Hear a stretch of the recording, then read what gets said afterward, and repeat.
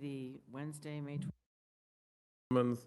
Student Director Smith, Student Director Smith, Director Lotta, Present. Director Williams, Director Hutchinson, Director Barry, Director Thompson, Present. Vice President Brohard,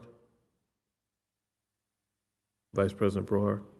I'm sorry, Vice President Batchelor, sorry, Here. and President Brohard. here. Okay, Good quorum hybrid. present. Can we have a interpretation check, Mr. Hollis? Yes, Madam President. For tonight's meeting, we have currently 2 languages available for live interpretation. At this time, that concludes the first announcement for interpretation, and I will pass it back to you, Madam President. Thank you. Tonight in closed session, we will discuss the following matters. D1, Labor Matters, Conference with Labor Negotiators. D2, Conference with Legal Counsel, Existing Litigation. D3, Conference with Legal Counsel, Existing Litigation. D4, Conference with Legal Counsel, Anticipated Litigation. D5, Conference with Legal Counsel, Existing Litigation. And item D6, Conference with Legal Counsel, Existing Litigation.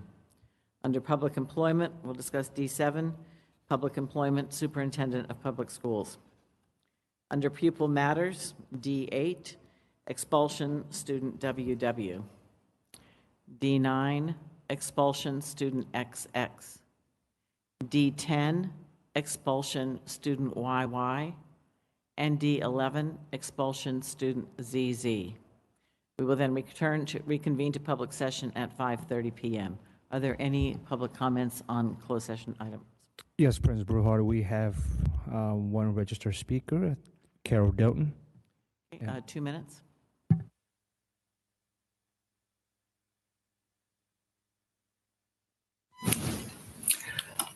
Hello, I don't see a clock, so I hope you can hear me. We can hear you. Thank you. I am commenting on items D2 and D3, and I'm speaking very personally. I'd like to begin by telling you how happy I was to see the We Are One World poster that appeared as part of the multicultural celebrations in OUSD's elementary school, because it included both the Israeli and Palestinian flags alongside many other countries. At the last board meeting, several speakers opposed to the district complying with the CDE order on anti-Semitism received extended time to speak on the superintendent's report, while others, like myself, were not called on, nor were we called on to speak during the non-agenda public comment. I'm not a member of the Oakland Jewish Alliance, but I've seen the suggested remedy from their attorney, and I think it's reasonable, and that you should take it seriously by providing dedicated time to the speakers who are registered and not called, given that speakers opposed to the CD order were given more than double the allotted time to speak. Some referred to the need to teach critical thinking. In 2023, the curriculum provided, in late 2023, the curriculum provided to teachers on the Israeli-Palestinian conflict trivialized or ignored the history of Jews in both Europe and the Middle East. That is not teaching critical thinking. My grandfather, who came on his own to the US in his late teens, not unlike our unaccompanied migrants here, never got over what happened to his parents and siblings who were barred from entry to the US a few years later. Those who survived were essentially stateless and had no place to go but Israel. Nor my in-laws from Libya, native speakers of Arabic, by the way, who also had no place to go. Nor those Jews who have lived continuously in the land for centuries, despite repeated invasions by the Babylonians, Romans, and Ottomans. From my perspective, anti-Zionism unfortunately overlaps with anti-Semitism in the very basic question of where can my family live? When I see a map of the region, as was published by OUSD in repeated years, that has erased Israel, I feel worried. No matter how much I or they, my family in Israel, disagree with the Israeli government, they have nowhere else to go. In Oakland, I hesitate to wear the necklace my grandmother gave me or respond in public to a cousin's WhatsApp message in Hebrew in case someone is looking over my shoulder, much like the Jewish students at our schools. When I hear that someone is lifted up as a hero at one of the school sites and that person has vowed part of their life's mission to kill Jews, I feel worried. When I offer time and time again to district staff to work with them so the board and committee meetings aren't scheduled on the very most observed Jewish holidays, I feel frustrated. When I notice there's a conflict like that, write to board leadership and don't hear back after a month, I feel dismissed. I value that there is one place in the world that runs on my calendar of religious observance. Some of the e-commenters at the last board meeting wrote that they were asking that both Jewish and Palestinian history and peoplehood be lifted up. And so do I. Thank you for listening. Thank you. Are there any other public speakers? No, President Broad, that concludes public speakers. We will now go into closed session.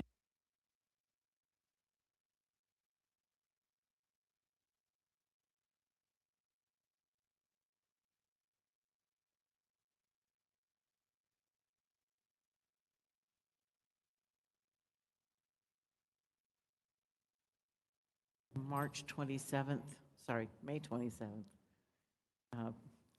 school board. Mr. Rakestar, can we have a roll call to establish quorum, please? Yes, on the attendance roll call for the purpose of establishing a quorum. Student Director Simmons, Student Director Smith are absent. Director Lotta, Present. Director Williams, Present, sir. Director Hutchinson, Present. Director Barry, Present. Director Thompson, Present. Vice President Batchelor, Here. and President Brohard. Here. Quorum present. Thank you. And Mr. Hollis, can we have an interpretation check?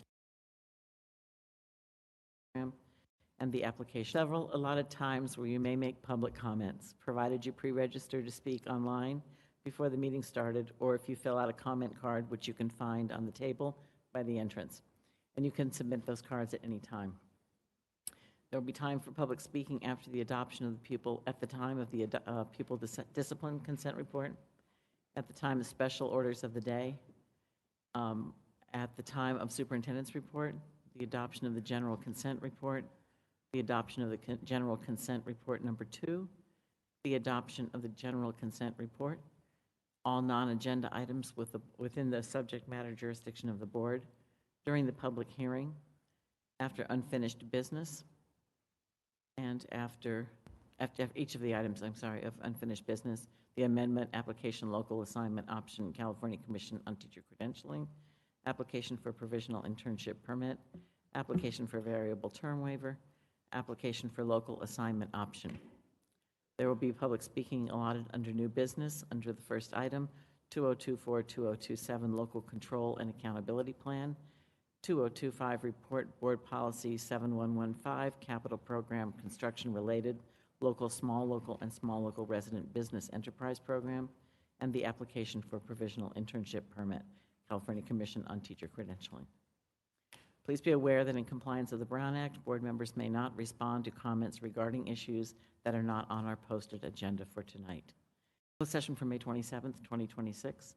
Under Labor Matters, on item D1, number 25-1864, conference with labor negotiators, the board gave direction on this matter.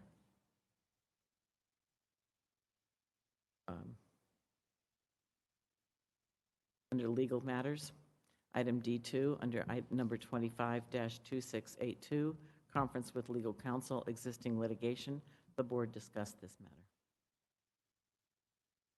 On item D3, number 26-0703, conference with legal counsel, existing litigation, the board discussed this matter. On item D4, number 26-1246, conference with legal counsel, anticipated litigation, the board approved a settlement in this matter Motion by Vice President Batchelor, second by Director Thompson, with a vote of 6-0 and 1 absent. President Brohard, yes. Vice President Batchelor, yes. Director Barry, yes. Director Hutchinson, absent. Director Latta, yes. Director Thompson, yes. And Director Williams, yes. On item D5, number 26-1248, conference with legal counsel, existing litigation, the board approved a settlement in this matter. Motion by Vice President Batchelor, seconded by Director Thompson. Vote approved, 6-0. President Brohard, yes. Vice President Batchelor, yes. Director Barry, yes. Director Hutchinson, absent.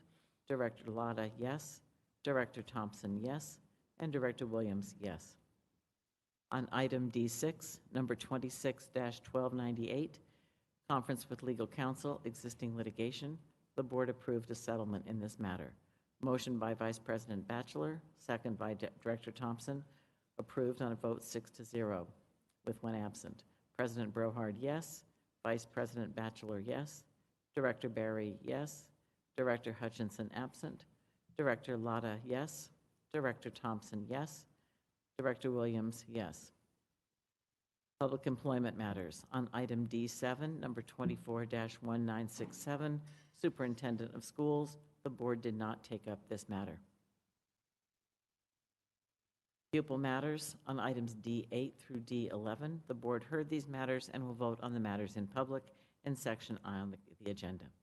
That is the end of the May 27th, 2026 closed session report out.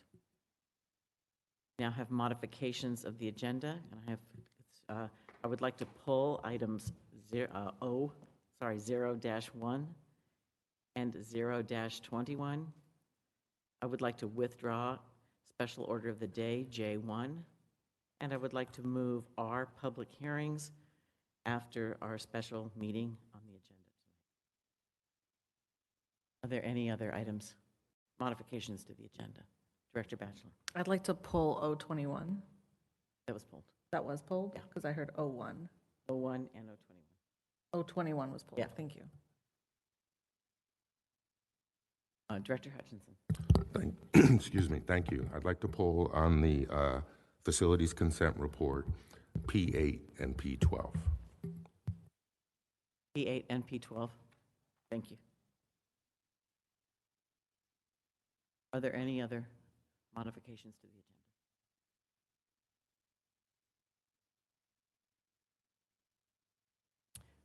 With that, we will move into the pupil consent. Pupil matters. Is there a motion to approve? So moved? Second. And is there any public comment on this? Yes, for public comment, we have Asal Olabala. 2 minutes.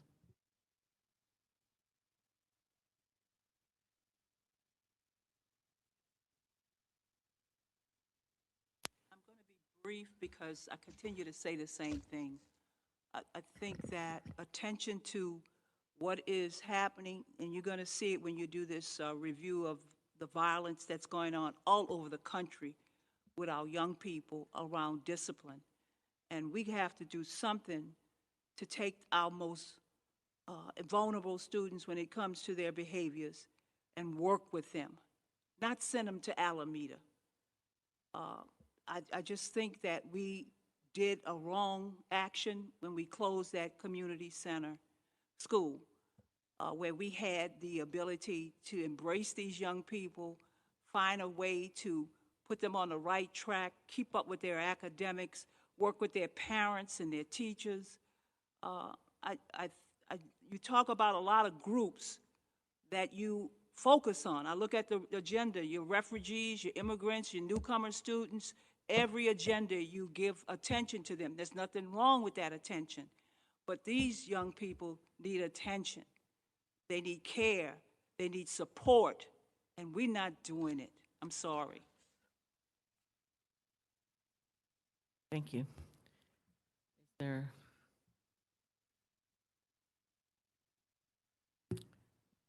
Mr. Rakestrack, can we have a roll call on the vote, please?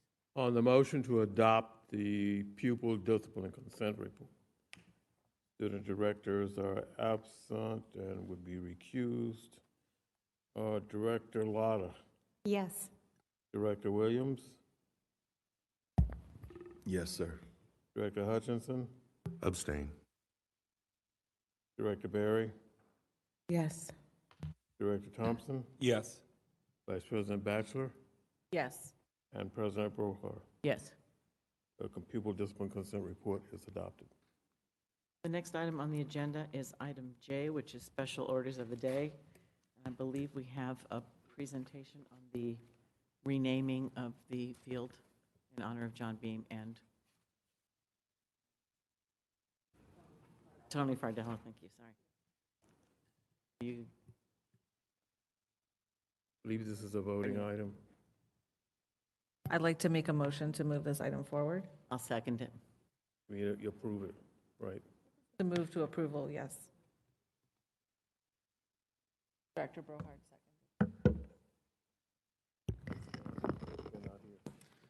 Good evening, Board Superintendent Sadler and community. I'm Pranita Ranbise, Executive Director of Facilities. Take it up now.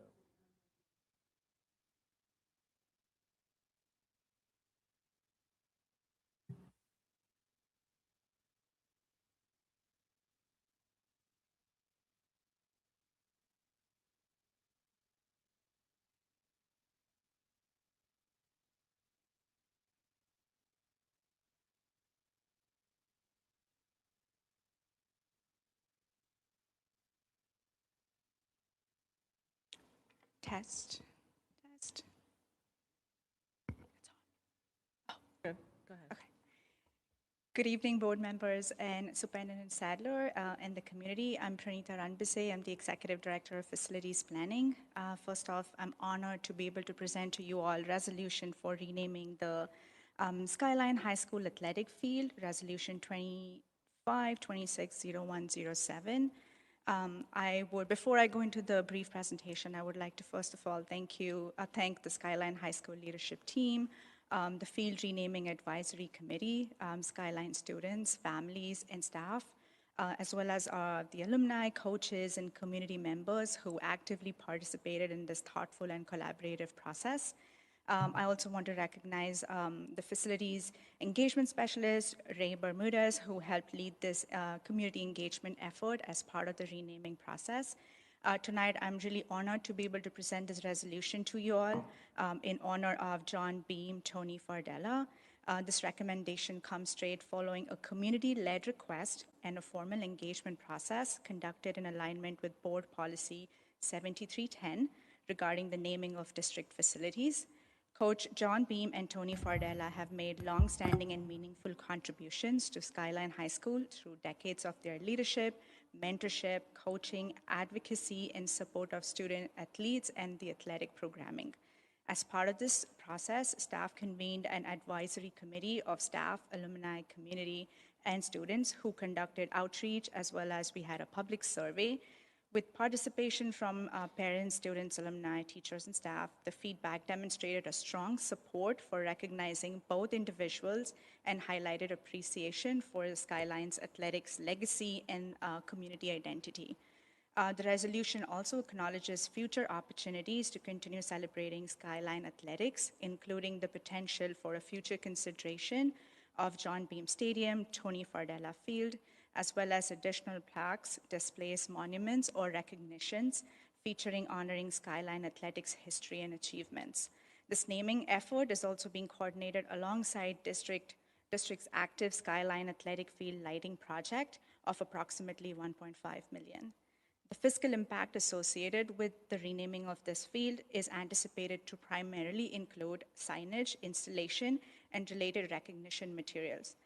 Staff proposes that these costs be supported through existing facilities resources, operational resources, and community partnerships. Tonight, staff respectfully request the board to adopt Resolution 2526-0107, naming the Skyline High School athletics field the John Beam Tony Fardella Field. Thank you. I'm happy to answer any questions. Are there any public comments? There's no registered speakers. Okay. And are there board comments? Vice President Batchelor. Thank you. As the facilities chair and the board director representing this Skyline community, it is an honor to bring forward this resolution recognizing these two individuals whose names are deeply woven into the fabric of Skyline High School. Coach John Beam and Tony Fardella each represented decades of dedication, mentorship, leadership, and unwavering commitment to Oakland students and student athletes. For generations of Skyline families, Coach Beam was more than just a coach. He was a mentor, a role model, and a steady presence who pushed young people to believe in themselves both on and off the field. His impact extended far beyond the wins and losses. He helped shape character, build community, and create opportunities for countless students across Oakland. Tony Fardella's contribution to Skyline athletics and school spirit has also left a lasting legacy. Through the years of advocacy, support, leadership, he has helped strengthen the athletics program and ensure that student athletes had championships standing behind them. What makes this resolution especially meaningful is that it came from the community itself. Alumni, students, families, staff, and stakeholders participated in the process and expressed overwhelming support to ensure these contributions are permanently recognized at Skyline High School. Facilities are more than just buildings and fields. They hold history, identity, community memory, and using the superintendent's words, our schools have souls and we must honor that. Naming this athletic field the John Beam Tony Fardella Field ensures that the future generations of students will know the shoulders that they are standing on and the legacy of excellence, mentorship, and pride that will help them shape Skyline athletics. I am proud to bring this resolution forward from the Facilities Committee where it was voted on by my board colleagues unanimously. Thank you. Director Hutchinson? Yes, thank you. Skyline class of 91. Both Mr. Fardella and Coach Beam were teachers at Skyline when I was a student there. They were both lifers in OUSD and in the community. And I know dozens of people personally who really benefited from their experiences with both of them. You know, it's a little bittersweet that this honor didn't happen at a time when they could have both been here to enjoy it. And I have to say, for something like this, as important as this, something that's as important as this to a lot of us in the Skyline family, it's disappointing to see that this is how it's being handled. You know, to have a renaming of a field and not have anyone here to speak on it from the community, from the alumni, from their families, it really means that as a district and as leadership of the district, we continue to drop the ball. And to me, it also shows a troubling lack of connection that too many people on the school board actually have with the community. If I would have known that this was a plan, I would have personally made the phone calls to make sure the Skyline alumni were here.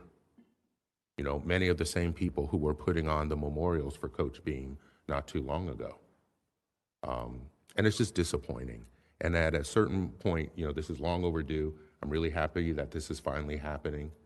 But it feels disrespectful to the communities that this really matters to. So hopefully going forward, if the board is going to honor people who mean a lot to some of us in the community, we can do it in a way where we actually allow the community to come in and participate, enjoy this, and hopefully there's going to be a different ceremony for the naming of the field itself, because both Mr. Fardella and Coach Beam's legacy deserve more than what I'm seeing here tonight. Thank you.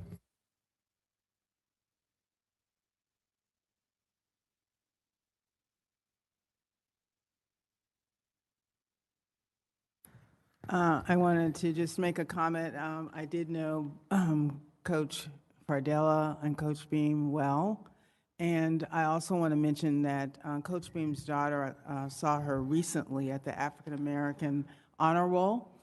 She participated in that. She's participated in many, many events in the community. It's very stressful for them.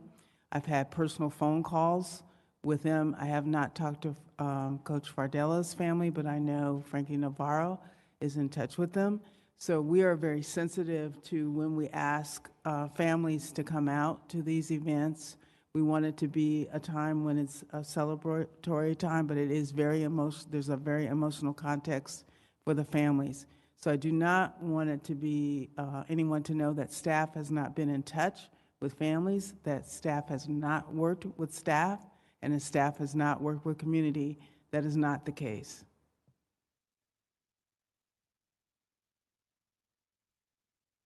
Are there any other comments? Can we take a roll call, please? A roll call on the vote, please. Yes, on the roll call to adopt the resolution as stated. Student directors are absent. Director Thompson, Yes. Director Barry, Yes. Director Hutchinson, Yes. Director Williams, Yes, sir. Director Lotta, Yes. Vice President Bachelor, Yes. President Broward. Yes. Motion's adopted. Thank you. We do have a special meeting. I'm sorry, we don't have any student report tonight, and we don't have PSAC. We do have a special meeting, but it is not scheduled to start until 7, and this is probably record time, but we're ahead of our schedule. So we are going to move to labor partner comments. Are there any labor partners online? Checking to see if I have any collective bargaining units online. President Brewhart, no bargaining units online. Thank you. We'll now move to the superintendent's report.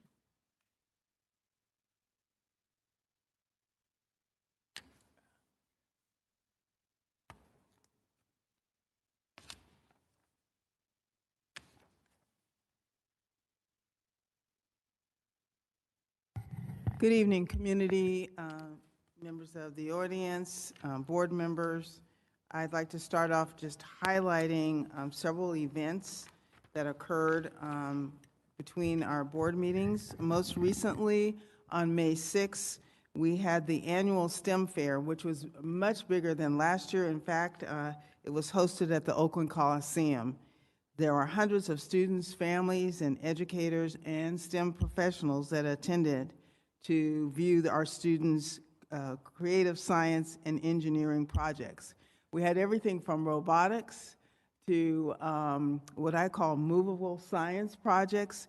I truly enjoyed the opportunity of spending time talking with students, hearing them describe their projects. I want to commend the staff for a phenomenal display by school of students' fantastic work.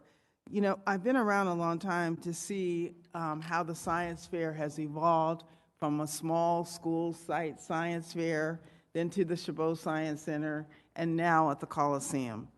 I want to thank several organizations for supporting us having access to the Coliseum. And by the way, families and staff were able to enter the Coliseum parking lot without fees. I mean, there was a lot of support for this happening.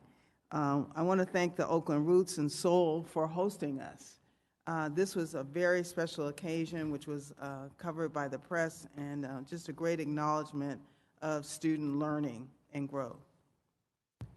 I also want to acknowledge Asian American and Pacific Islander Heritage Month and our partner, the Oakland Public Ed Fund, which does on a regular basis, does literature read-ins. And they had a major read-in on May 4th at 15 elementary schools. There were over 100 volunteers from organizations like the Oakland Literacy Coalition, Wells Fargo, Bank of America, Blue Shield, and Lyft that visited schools and read books by Asian and Pacific Islanders to students.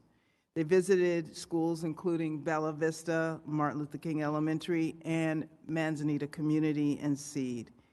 The Ed Fund says that the read-ins are 90 minutes experiences where volunteers read aloud, and this is something that wasn't an isolated event for Asian American Pacific Islander. This is something that the fund does on a regular basis with our students and with their volunteers.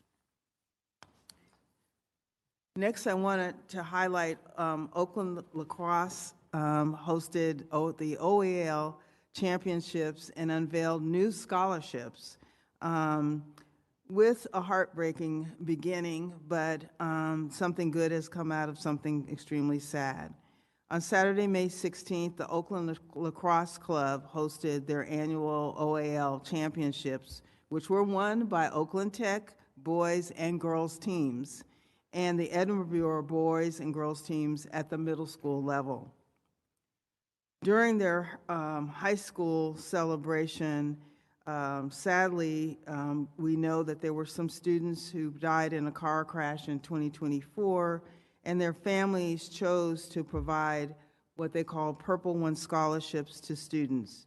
The first two recipients of those scholarships of $2,500 were Jeremiah Voon, a recent graduate of Dewey Academy, and you'll see them in the picture, and Cesar Carmona Felipe, a recent graduate of Oakland Tech, and their parents were on the scene. Again, this was a wonderful expression of ongoing remembrance of students who lost their lives in a recent car accident. Then moving on, our supporters, great supporters, the Golden State Community Foundation celebrated educators, and they were, during Educator Appreciation Month, the Community Foundation, Golden State Community Foundation, visited Highland Community School, excuse me, where Samantha Keller is principal, and delivered a Mexican food feast and facilitated a surprise visit from Warriors legend Festus Ezeli.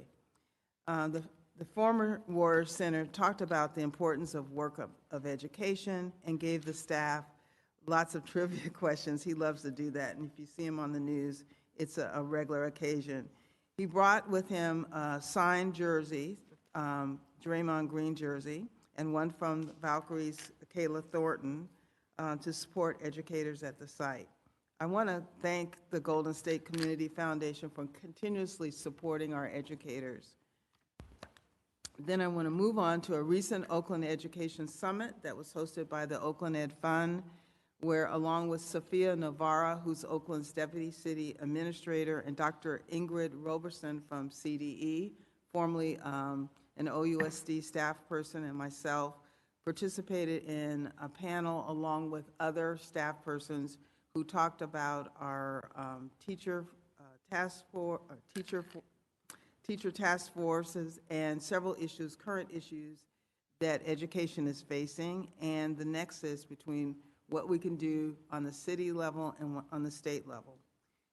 This was supported by district partners from the Ed Fund as well as Salesforce and Comcast. And we also had with us former Superintendent Kyla Johnson-Trammell and Gary Yee, who were in attendance and part of the discussion. We talked about next generation STEM and support for educators and the retention of educators. And lastly, I want to just highlight our focus on student achievement, where I was in attendance along with many board members at all of these celebrations of student achievement, of students who've achieved 3.0 or above. Certainly, we want to increase these numbers, and next time we have the report, I want to share out of how many students in that category. But at the 25th Oscar Wright annual celebration of 2000, there were 2,003 students who received GPAs, African American students with GPAs of 3.0 and above. And by the way, Maria Beam was one of the people who gave out those medals at that event, and that was pretty special. And then at the annual Arab American Student Honor Roll, there were 303 students who received awards. I attended that over at ICS and TCN, and it was very well attended. And then the Pacific Islander Student Honor Roll was held in April, and we had 125 students. And at the Latino Honor Roll, which was held at Fremont High School, that was a major event where we had 3,857 students who had a 3.0 or above. And most recently, Vice President Batchelor attended the Maya Honor Roll, and I'm sure she'll share that, more information about that in her report. There will be many more discussions on really how our students are doing. That should be at the top of our communication at all board meetings, how they're actually doing, and what kinds of things are we doing to support students who need assistance. I want to ask at this point, at the end of my report, I would respectfully ask the board to adjourn the meeting this evening. We lost two wonderful staff people who most recently, Max Robinson III. Any of you who've been in the district anytime have had an interaction with Max, who was a very special person. So I recommend and hope that we would consider adjourning in his memory, as well as Deborah King Cooper, who was another longtime staff person who many people might have known. That's the end of my report, Madam President.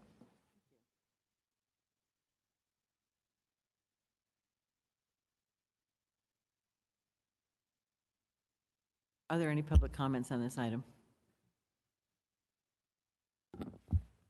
Excuse me, yeah. For public speak for this item, we have Sheila Haynes, Carol Delton, A.V. Ringer, and Asala Olabala. Take the in-person, Ms. Asada first, and then we'll go to online. Noted, thank you. 2 minutes.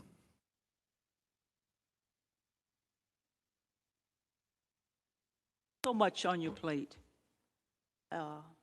It's just a lot. And thank you for being here, all of you. I have been looking at some of the challenges going on in classrooms across this country, and it's quite overwhelming. So a couple of things. Parental support for their children in the academic arena, as well as in the what we call the behavior issues. I think parents are not involved enough. This room should have some parents in it. The other thing is classroom management. Based on some of the behavior challenges, we got young people are different. They really think they can talk to adults as if they are adults. And we have to look at teacher retention because of these challenges. A lot of teachers are walking away, good teachers, and they need support to keep them in the classroom. And that goes for our administrators as well, principals, and anybody involved in the system to do an outreach to people. If you need support, let us know. If something's going on, I just had a relative commit suicide. We didn't know anything was going on. So a lot of people are very stressed.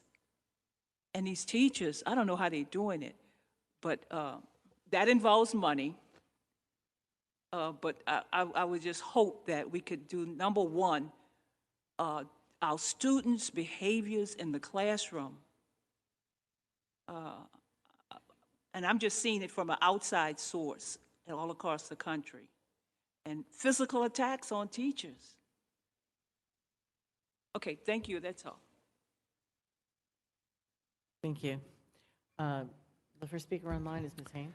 Yes, we're going to Ms. Haynes. If you can go ahead and unmute yourself. Hi, can you hear me okay? Yeah, we can hear you. Okay. I don't know if I heard right, but I was signed up for the violence prevention presentation. I have over 1,300 supporters that support a ban on hate speech and keeping our kids in the most loving space. I don't want to take it personally, but the board knew I was going to ask for you guys to mandate an official ban. Increases in violence happen during the summertime. So I'm just wondering if there's a reason why this violence prevention presentation was withdrawn. It doesn't show a good look that you guys are putting student safety as a priority to withdraw this item on the last day, the last couple days of school. I mean, I know there's financial challenges, but helping to cut down on violence has a lot to do with our youths being able to talk to each other and respectfully. Lives are being lost. I mean, ever since my resolution was introduced, the board has taken millions away through a block grant and additional cuts to staffing and programs in the arts. Again, I know there's financial challenges, but it doesn't cost money to mandate love and respect. We need to go back to a culture of respect. So I don't understand why that violence prevention presentation was withdrawn. There was many people that were going to speak out about student safety. I mean, while I appreciate that the board has recommitted to a zero tolerance of hate speech, that's not good enough. Lives are being lost. And I don't know what to feel about you guys in terms of student safety, because this presentation was critical for the community and for people to be able to see what the board is actually doing to combat violence. And so I was really looking forward to the presentation. I actually did see on the report that verbal altercations have been witnessed at different school sites. So again, I mean, I would just like to understand why it was withdrawn. It makes my hope of safety being priority for the board. I don't know what to think. I'm just really disappointed. Ms. Haynes, the presentation was postponed until June 10th at the presenter's request. So that presentation will be held on June 10th. We take that seriously too, and wanted to accommodate that request from the presenter. Next speaker, please. Yes, next register speaker is Carol Down. Go ahead and unmute yourself to speak. Good evening, board. I did submit an e-comment on the violence prevention report. One of the things that I saw in it from students was request for de-escalation. And there is a program that the district adopted a number of years ago. It's called CPI, or Crisis Prevention and Intervention. It tends to be used very much in special education settings, but it's really for everybody. It's a multi-day training, and the first day is really about recognizing a crisis before it becomes a crisis and helping with the de-escalation process. That is something that could benefit staff around the district to have a common language and therefore be able to support students with more collaboration amongst staff. And I hope that you will seriously consider, as you have many professional development days, devoting some of that time to this type of intervention, that you can do that consistently and across all settings. Thank you. Thank you. Next speaker, please. Next speaker is Avery Ringer.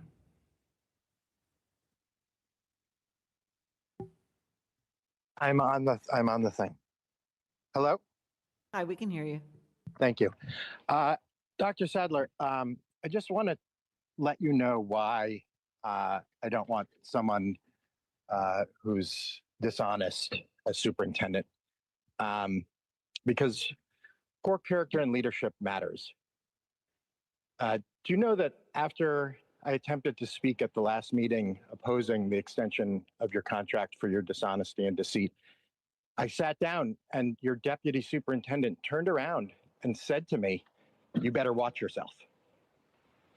Do you know what it feels like as a parent to have a senior official of the district threaten you like that, when every day I leave my daughter in your care? But what can I do about it? Nothing, because I don't trust you. I have nothing against you personally, but if I can't trust you to keep my daughter safe, if I can't trust what you're saying about the district books, then my rights as a citizen are violated.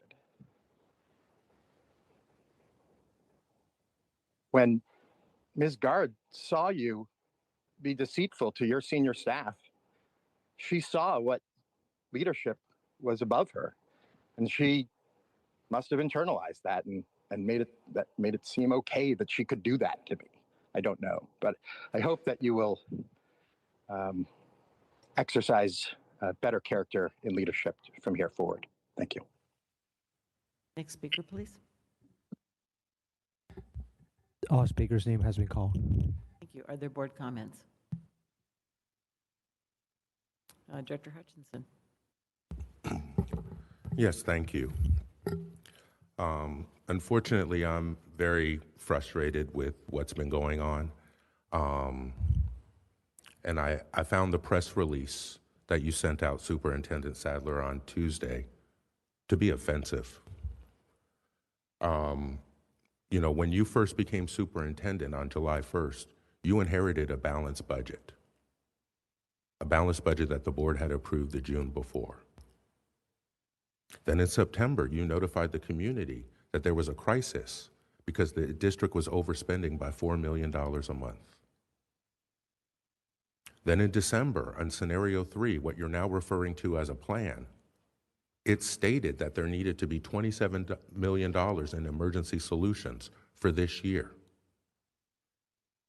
But now we can see with the original budget that was passed, originally called for $916 million in expenditures for this year. On the second interim, that number had ballooned to $260 million. That's all overspending. And now in the third interim, it's increased even more to $978 million.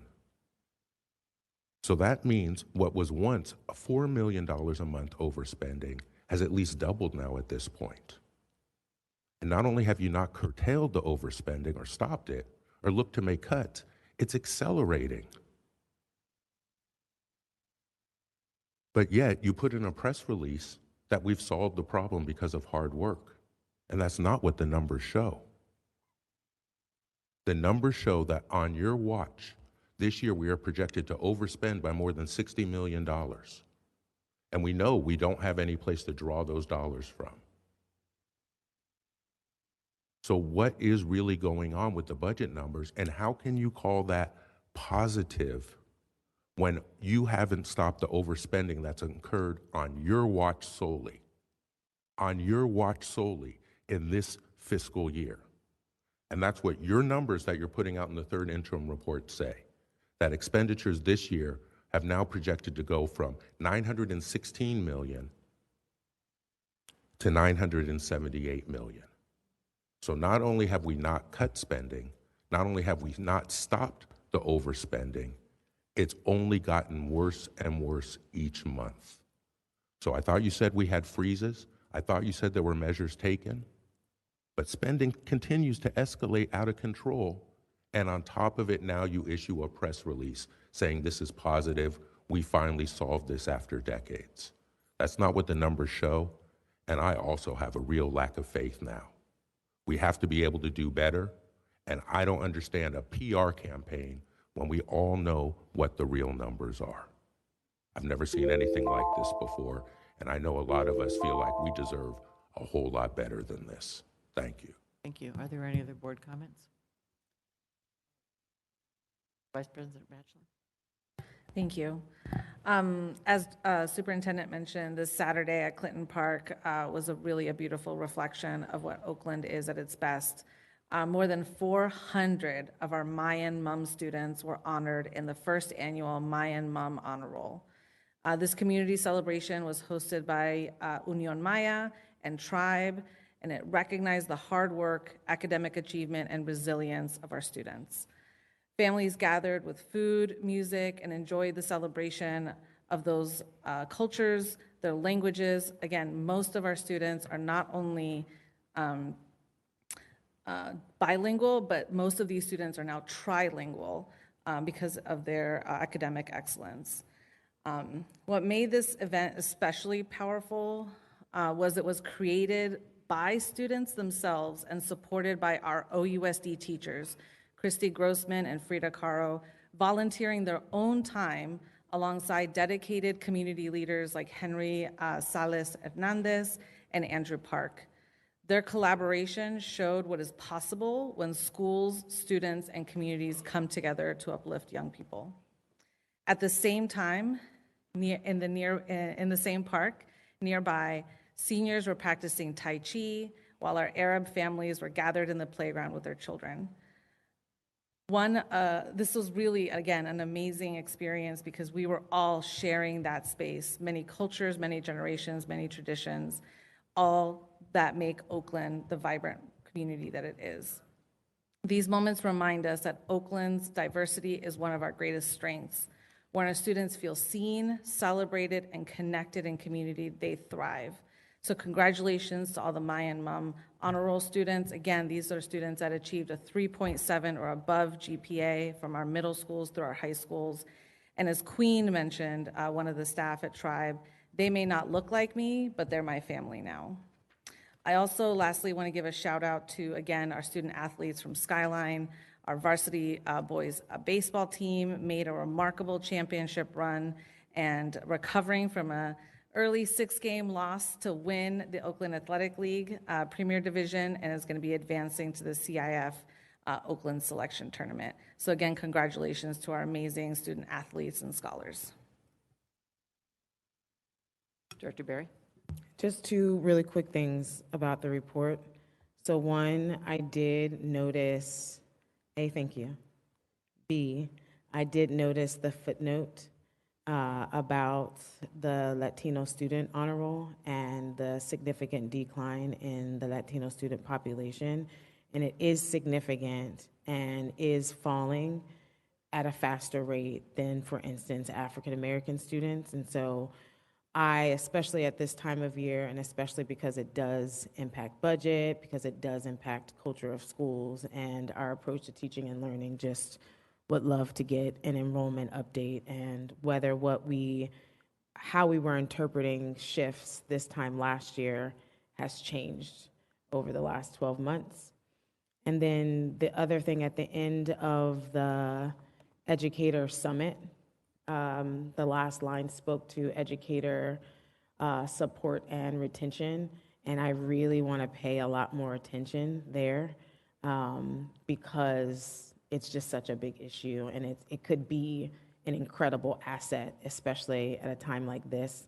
And I'm also thinking in particular about how we're not just supporting educators who are teaching in our classrooms, but educators at every level, including our principals, and how we're supporting them as well. I just wanted to add to the celebrations. I had the opportunity to go to the Dewey graduation this year, and I have to say it was packed. It was at Tech in the auditorium, and watching the students get up to give their speeches and watching how nervous they got, and some of them kind of stopped, but it was the whole audience started cheering and encouraging them to continue with their speeches. And I mean, for a number of these students to see themselves as leaders and as public speakers, I think was, they were both nervous about it, but to see the encouragement of the families, and it was just, it was a very heartwarming graduation. So again, I just shout out to Dewey students. And again, I also share the same concerns about some of the decline in the numbers of students on the honor roll. Also, I hope next time we also have a report maybe on the graduation rates, because yes, I think we've also had some concerns about that. All right, thank you. With that, we are going to make one other adjustment in the agenda. We're going to move into public comments. So if there are anybody who wants to add a speaker card at this point or for public comment, please do so on non-agenda items. Yeah. Okay.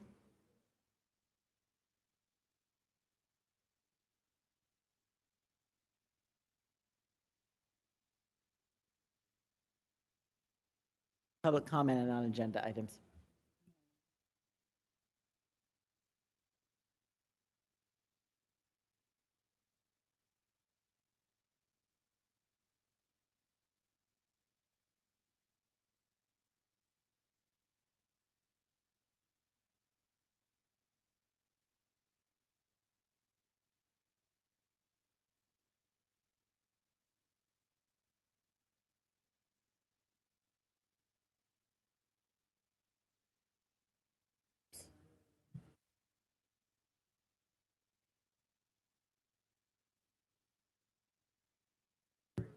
No. We're gonna, I feel like we're making you stand up and sit down and stand up and sit down, Mr. Nelson. Do you want to come on up and make your? I Yes, apologize. should I call our names? Yeah. Okay. Public comment on non-agenda items. We have Carol Denton, Kim Davis, A.V. Ringer, and Jack Nelson. Okay, well, I'll start with Jack Nelson in person and we'll do the others online. All right, that's good either way. Sorry I'm late. I would have been here on time, but I was at the A's game. My friend still is vice president of operations there, and I took some people home, and I thought I'd be all right, but I'm behind. To say I'm thrilled that you voted 7-0 to name the stadium. The John Beam, Tony Fardella Field. We'll have a slash there, by the way, after John Beam. I want to thank you. As Gomer Pyle would say, thank you, thank you, thank you.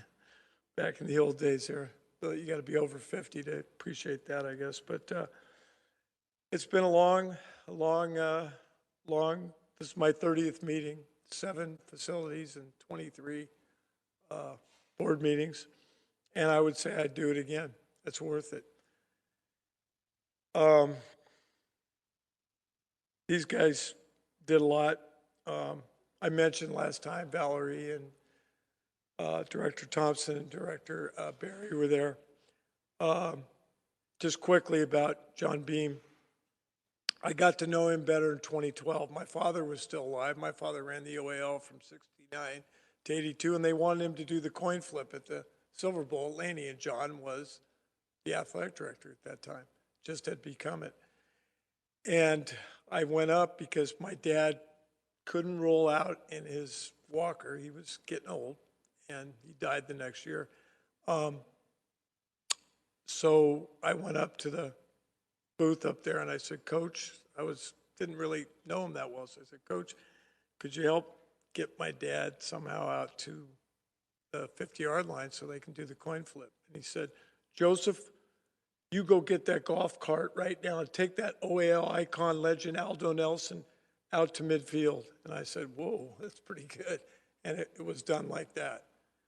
And I try to do that myself with things, try to stay on point. And remember, this isn't going to cost you a dime. I'm going to write the check tomorrow. And, I hope September 25th you can all come and we can have the Beam family and the Fardella family. Tanya has gone through breast cancer this year, so that's his daughter. And she was a toddler when I went to Skyline. But I'm hoping you can all come. I'm also hoping in the future, I'm not done.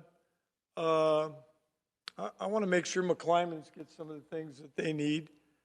And I'm thinking about doing a fundraiser for them and for Skyline. And it's just in my head now, but I'll work on it. I'll tell you about it when I get it in full. I'll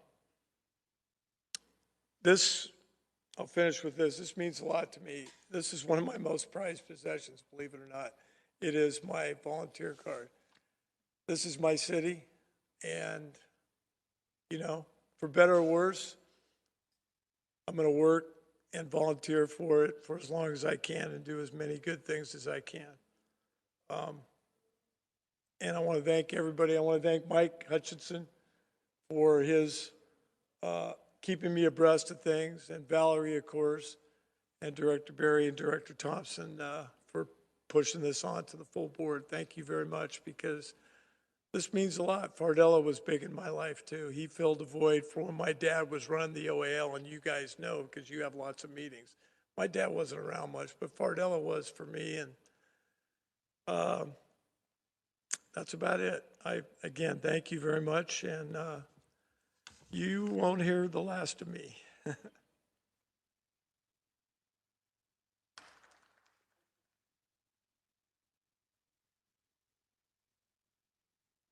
Yeah. You call Mrs. Sada, right?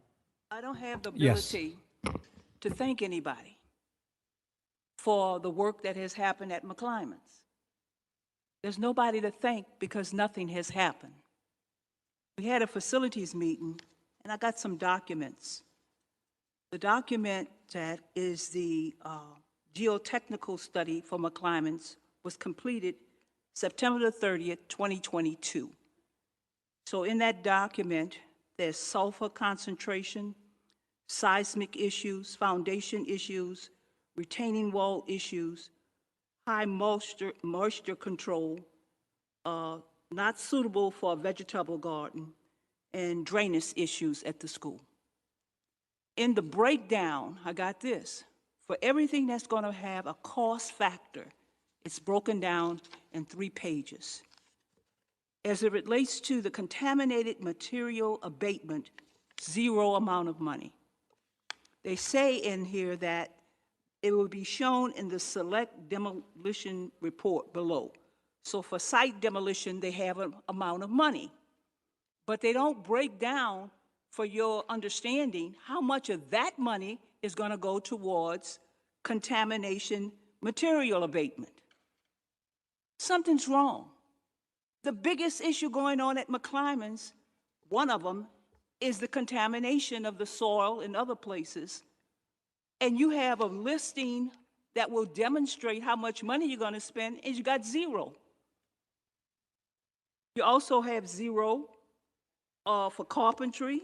You have 0 amount for electrical issues. You have 0 as it relates to the field. You guys have to stop being so ridiculous as it relates to this McClymonds issue. On the agenda tonight, I'll wait till that item comes up. But I'm not satisfied. I will continue to come back here. It's insulting. It's a slap in the face of these children and teachers that are there. This project was supposed to start the summer of 2025, as far as actual work. Thank you. Next speaker, please. Next speaker is Carol Delton. If you can go ahead and unmute yourself to speak.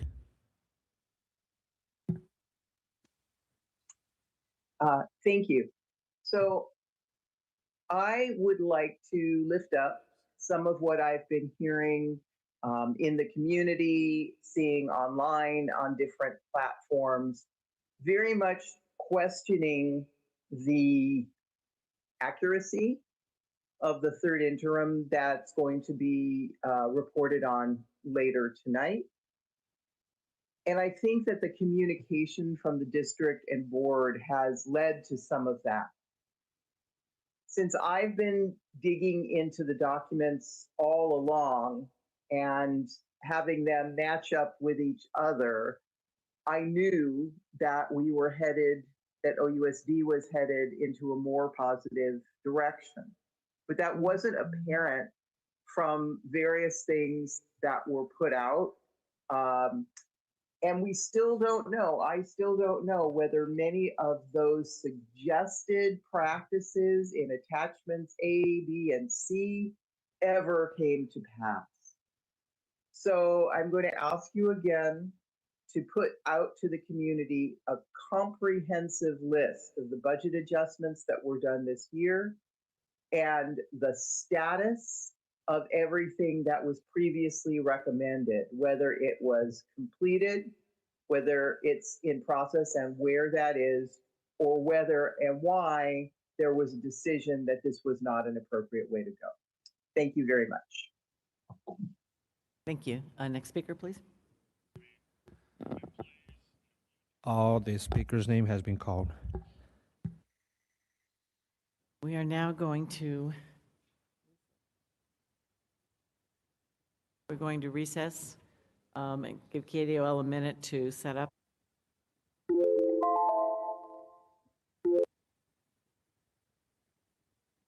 Our public hearings.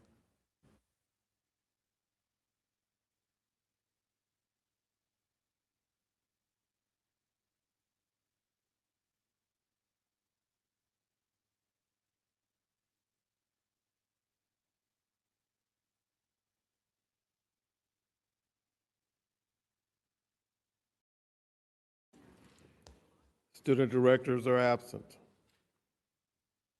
Director Thompson. Here. Director Latta. Present. Director Williams. Present, sir. Director Berry. Present. Director Hutchinson. Present. Vice President Batchelor, President Brahard. Here. Quorum present. Thank you. I'm now opening the public hearing for items, R1 and R2, which will have one presentation voted on together and reported separately. That is item 26-1159A, 4217 Energy Services Agreement, Division of Facilities Planning and Management, and R2 26-1159 Design Build Contract Solar Photovoltaic Systems, Division of Facilities Planning and Management. We do have a presentation, however, both these items were recommended favorably to the Board of Education by the Facilities Committee. Good evening, Board, Superintendent Sadler, and community. Thank you for the opportunity to present this item. I'm Pranita Ranbise, the Executive Director of Facilities Planning. We're here this evening to present two related energy and sustainability actions in partnership with Wildan Energy Solutions. Along with me, we do have Shaquan Cornish, who is our project manager, and Elliot, who is with the Wildan team.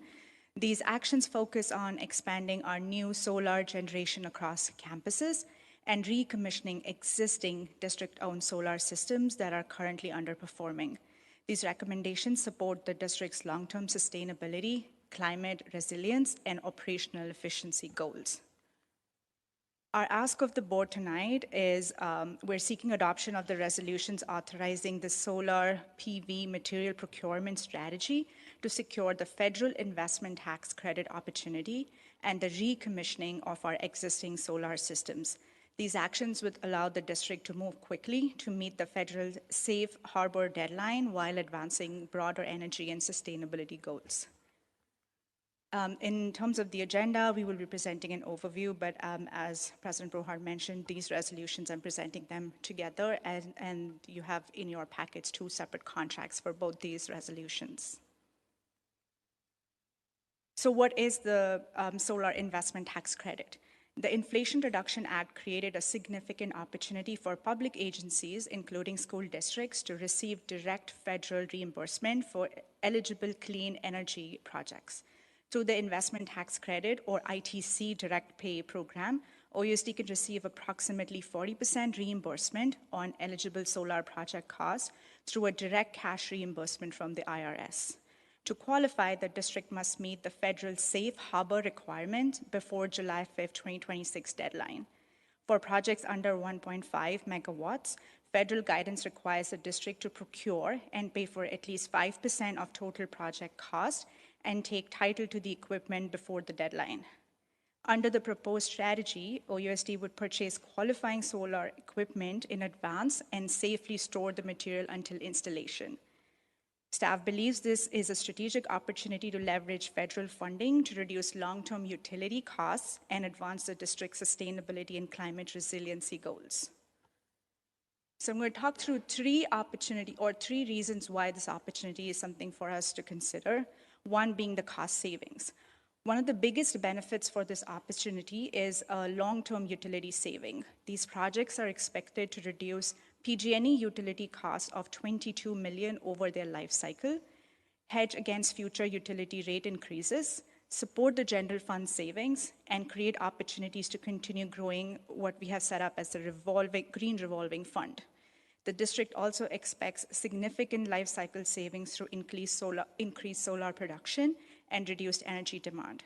We also want to emphasize that restoring existing systems is important and to maximize that value prior to any future investments as well.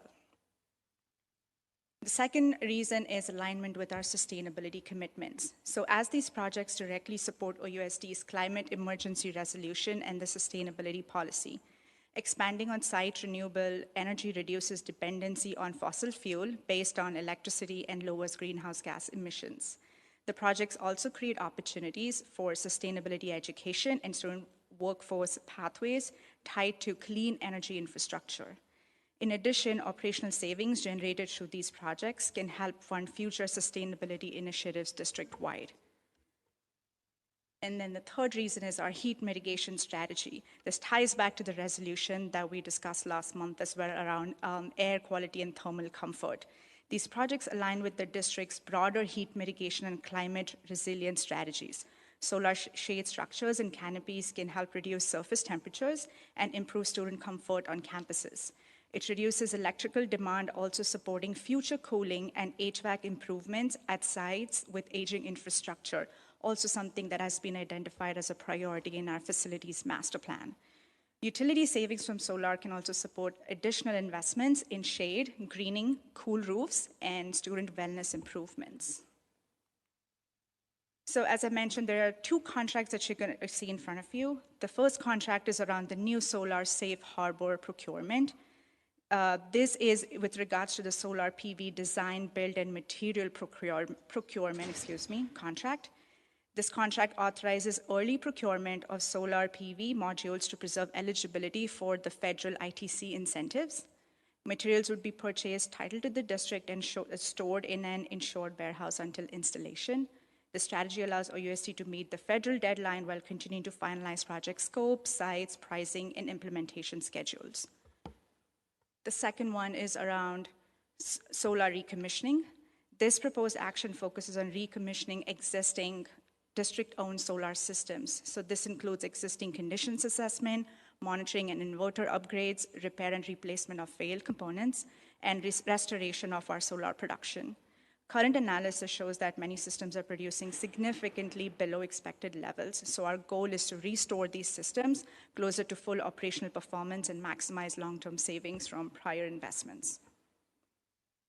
In terms of the fiscal impact, before I turn this over to Shaquan Cornish, the funding source that has been identified is from Measure Y. This is from the earned interest from some of our Measure Y projects. These do not impact any existing project allocations identified within Measure Y. I'll pass it on to Shaquan.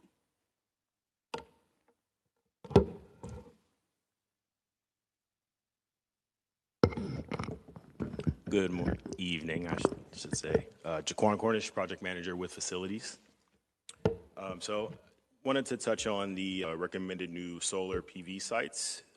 So this slide provides a summary of the 7 proposed solar expansion sites, and the proposed projects include rooftop systems, carport canopies, and shade structures, depending on the site conditions, of course. And these locations are proposed again, and we will revisit to ensure that we create the most impactful and beneficial location for our students and the school community. The projects are expected to generate significant first-year savings, as Pranita mentioned, and again, expending on renewable energy throughout the district. The initial safe harbor material procurement across all 7 sites is approximately $669,000. That is the amount that we will need to cut a check for to safe harbor the solar ITC. And to touch on the financials, this slide provides an overall program summary of the financials for the new solar sites as well as the recommissioning sites. The totals you see here represent the 30% phase, which are rough orders of magnitude, and these are the proposed estimates about how much the solar will cost for the new sites, the recommissioning, the first year savings, the savings over the 25-year life cycle, and the incentives that we will receive from the ITC direct pay. The proposed solar expansion program is estimated at approximately $8.9 million. Solar recommissioning is approximately $1.5 million.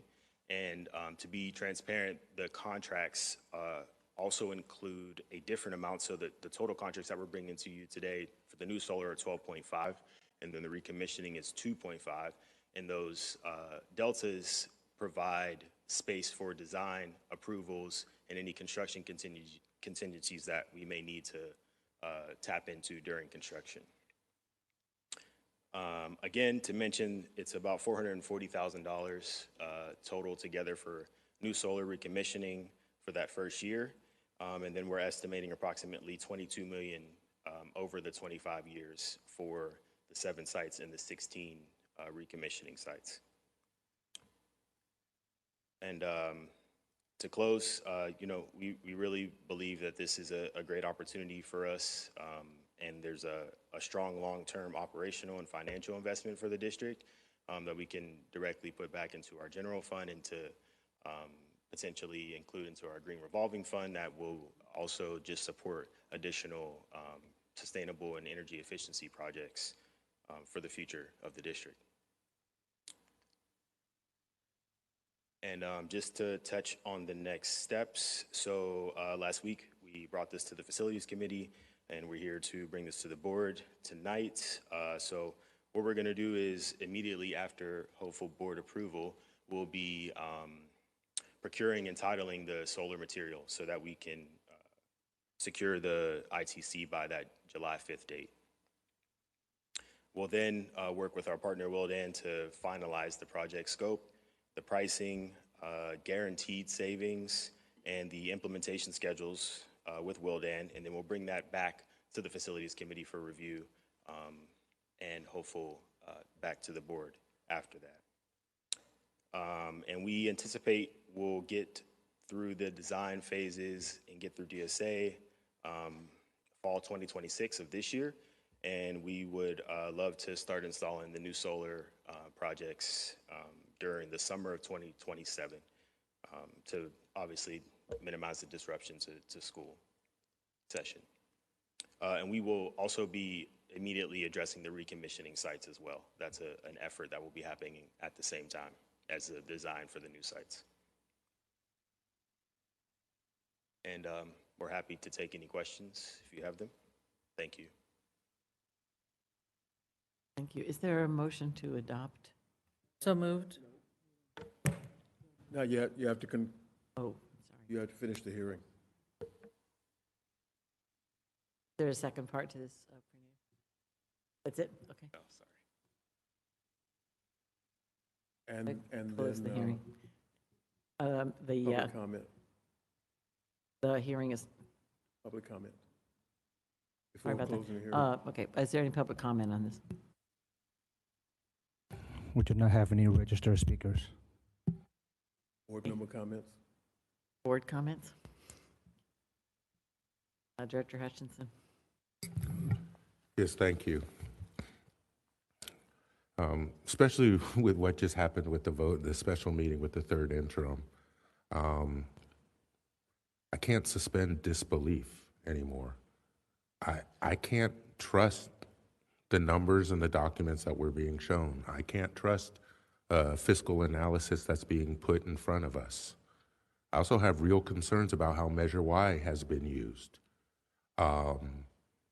And dipping into these funds in all sorts of ways. But with the way the district's finances have been managed over the last 16 months, I'm scared to approve anything that's being put in front of us. There was no real work to talk about this collectively or to gain an understanding or for the board to engage to make sure this was the best deal for us, or even to make sure our limited facility bond dollars can even be stretched in this way when we still don't even have a new school at McClymonds yet.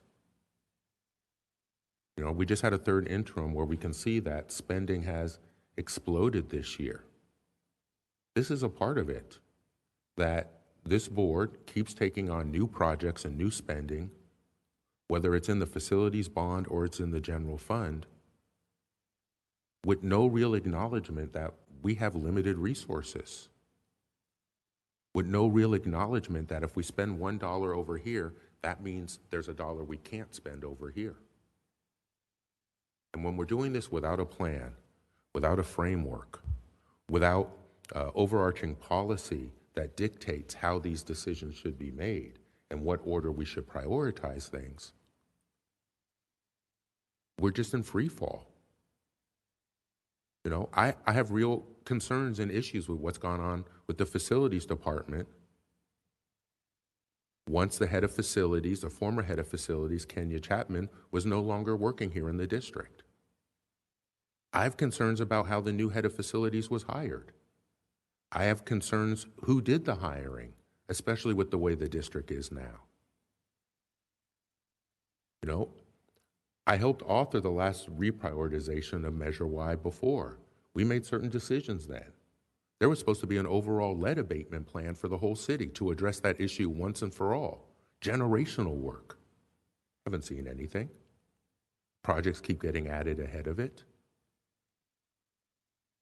This is not how things are supposed to work. This is not how we as a school board are supposed to decide how to dedicate $15, $20 million of funds, encumbering the district for a decade or longer.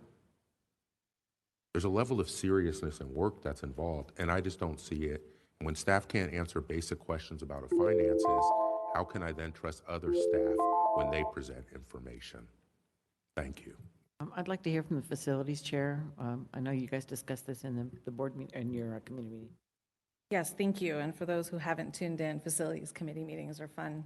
So please join us, and we have conversations about all of these different areas, as well as the next meeting. We're also going to have an in-depth conversation about all the different types of facilities, restricted dollars that we have, and take a deep dive into that as well.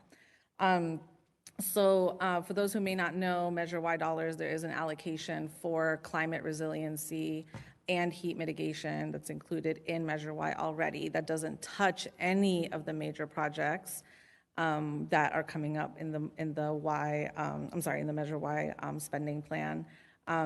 We also, in the later part of the meeting, will have the opportunity to be voting on items to actually move forward with the different projects that are part of Measure Y. But I'd like to ask Ms. Rambisi if you can come up and talk a little bit about this specific solar project. How can we use our bond dollars for this project? And again, can you talk a little bit more about the bond interest as well? Thank you for that question. Certainly, there are two elements maybe that I'll touch a little bit, and this is going to be in the spending plan presentation that we plan to bring back to the full board in June as well. Some of the priorities that we have heard within the master plan and through resolutions and from you all is around heat mitigation strategies, air quality, thermal comfort, sustainability, and our commitment to the sustainability policy and the climate emergency action resolution, and the solar and energy infrastructure. So within the spending plan, staff is bringing that back to be able to allocate some of our contingency funds to some of these initiatives. It's prioritized within the master plan. This is also what we have heard through the community as well. Specifically for these projects, the overall program is proposed to be funded through Measure Y bond interest earnings that we have, and we're not, as you mentioned, Director Abasher, we're not allocating or reallocating any funds from any major projects. As part of the Measure Y cash flow management, the district earned interest on unspent bond funds while projects were in design, DSA reviews, regulatory reviews and approvals, procurement, and as we start now to launch our construction phases. So this interest, this earned interest, is what we're recommending we allocate to the solar infrastructure. So this does not, again, impact any identified projects within the Measure Y spending plan, as well as we have been maintaining a really steady and strong contingency. Thank you. And we've also, again, been really clear about projects that are supportive of the climate emergency as well as budget savings. I also had an additional question, but it escaped me. But thank you so much. Are there any other board questions? Director Berry? Just two clarifying questions. So one, the $22 million in life cycle savings, that alleviates general fund? And is that the life cycle defined as 10, 20? I can't remember. Yeah. Good evening, and thank you for the opportunity to be here. So the $22 million is projected life cycle savings over the course of 25 years. For solar projects, we use 25 years because that's what the panels are warrantied for. It is fair to note that these systems potentially could last longer, but we're going to use a conservative 25 years to match the warranty. Those are avoided PG&E costs through electricity produced by the solar panels, both the new solar as well as the recommissioned solar sites. And so that's how we have projected out for that $22 million. Are there any other board questions? I can answer part of your other question. It's both the green revolve. Actually, we're trying to use those funds back into the Green Revolving Fund to be able to invest back into energy or sustainability efforts at the facilities. And then that 5% cost that we incur, do we have to pay that up front, or can you commit to paying it and pay it later? Getting my steps in tonight, thank you. Sorry. So if approved this evening, you are essentially approving for that material order, so ordering the solar panels, which equates to 5% of the total projected cost. That is a requirement from the IRS about how you basically get grandfathered in for the expiring incentive. So if approved tonight, we have an invoice ready to go. We would do everything needed before the deadline to ensure the panels are titled over, and you're essentially in the queue for that expiring incentive. And if the scope of work or the plans change, do we recoup those costs? Yeah, so we wanted to be fully eyes wide open to the potential risk of that. And so what we've worked with district administration to do is that there would be a very minimal restocking fee of 10% of that $600,000 approximate if the project doesn't move forward. So the risk is about $60,000, but you'd have the opportunity to return the panels if you decide not to move forward. Any other board questions? Director Williams.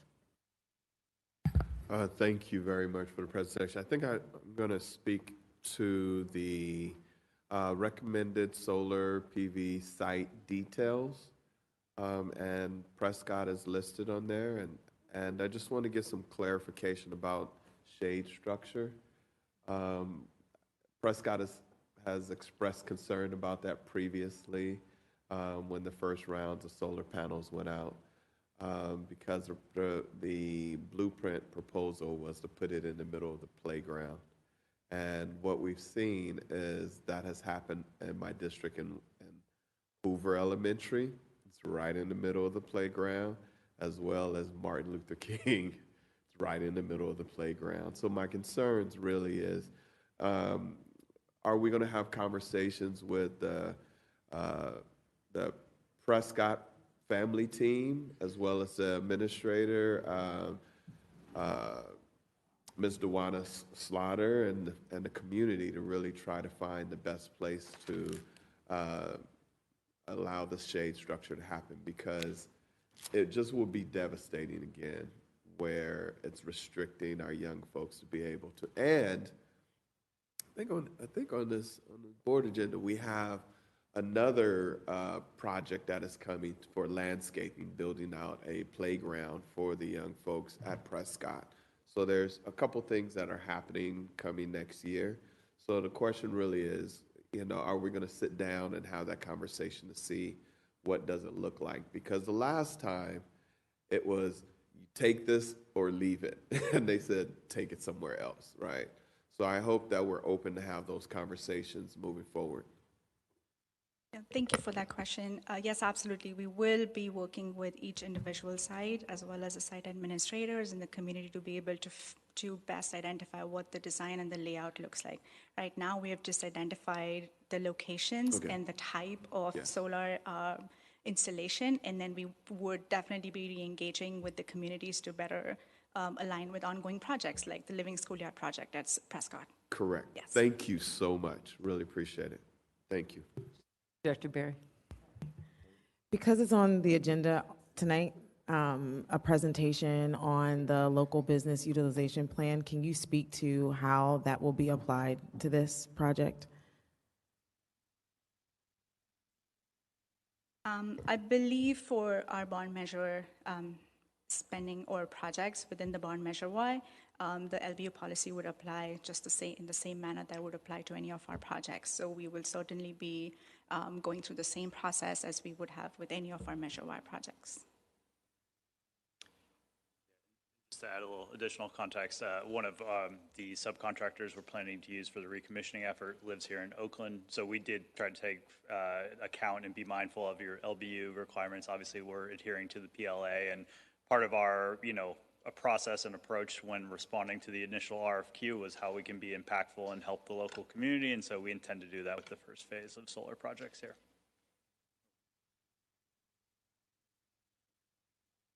That the public hearing is closed. Is there a motion to adopt the R1 and R2 and report out separately? So moved. Second. Mr. Rakestraw, can we have a roll call on the vote, please? Motion as stated.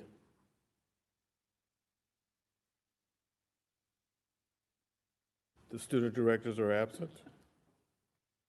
Director Williams, Yes, sir. Director Hutchinson, Abstain. Director Lauder, Yes. Director Barry, Yes. Director Thompson, Yes. Vice President Batchelor, Yes. and President Brohart. Yes. Motion's adopted. Thank you. Projects are approved.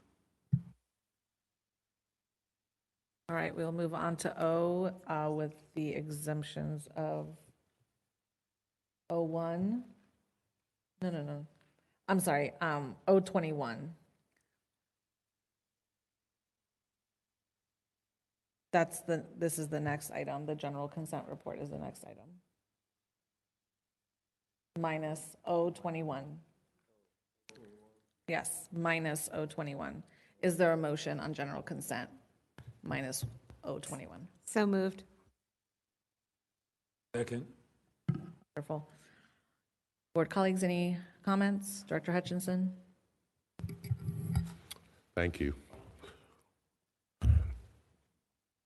So I think today, with the presentation of the third interim, hopefully it became clear to more people why I haven't voted on a consent report in over a year. So when we saw in the third interim report how spending this year has exploded and how overspending has increased, a lot of that's because of the consent report that comes forward at every meeting. These are additional costs, most of these, above what was budgeted for at the start of the year. Yet they just keep coming forward. And the other thing that is a real concern is when you look through this, there's not a lot of fiscal impact analysis within the consent report. I firmly believe that we don't have the internal capacity anymore in OUSD to do a fiscal impact analysis. And when people can't explain numbers around projected expenditures, I'm really worried that how can I trust those same people then to do a fiscal impact analysis on all the contracts and resolutions coming forward? When we see money getting scooped up from restricted dollars in questionable ways, how can we then trust this going forward? And what should have really happened this year, since we were in a financial crisis and we had a large projected deficit for next year, at some point there should have been a moratorium on new spending. Some accounting of maybe we can't do all of these things in the consent report right now. But no, we've just barreled headlong into this, spending more and more each meeting. And our pie is limited. We have a finite set of resources. So for every dollar we spend on these consent reports are dollars that we can't spend other places. And I hear a lot of talk all the time about wanting to reduce contracts and consultants. I challenge somebody to look through this consent report and add up how much money in contracts there are to consultants and advisors.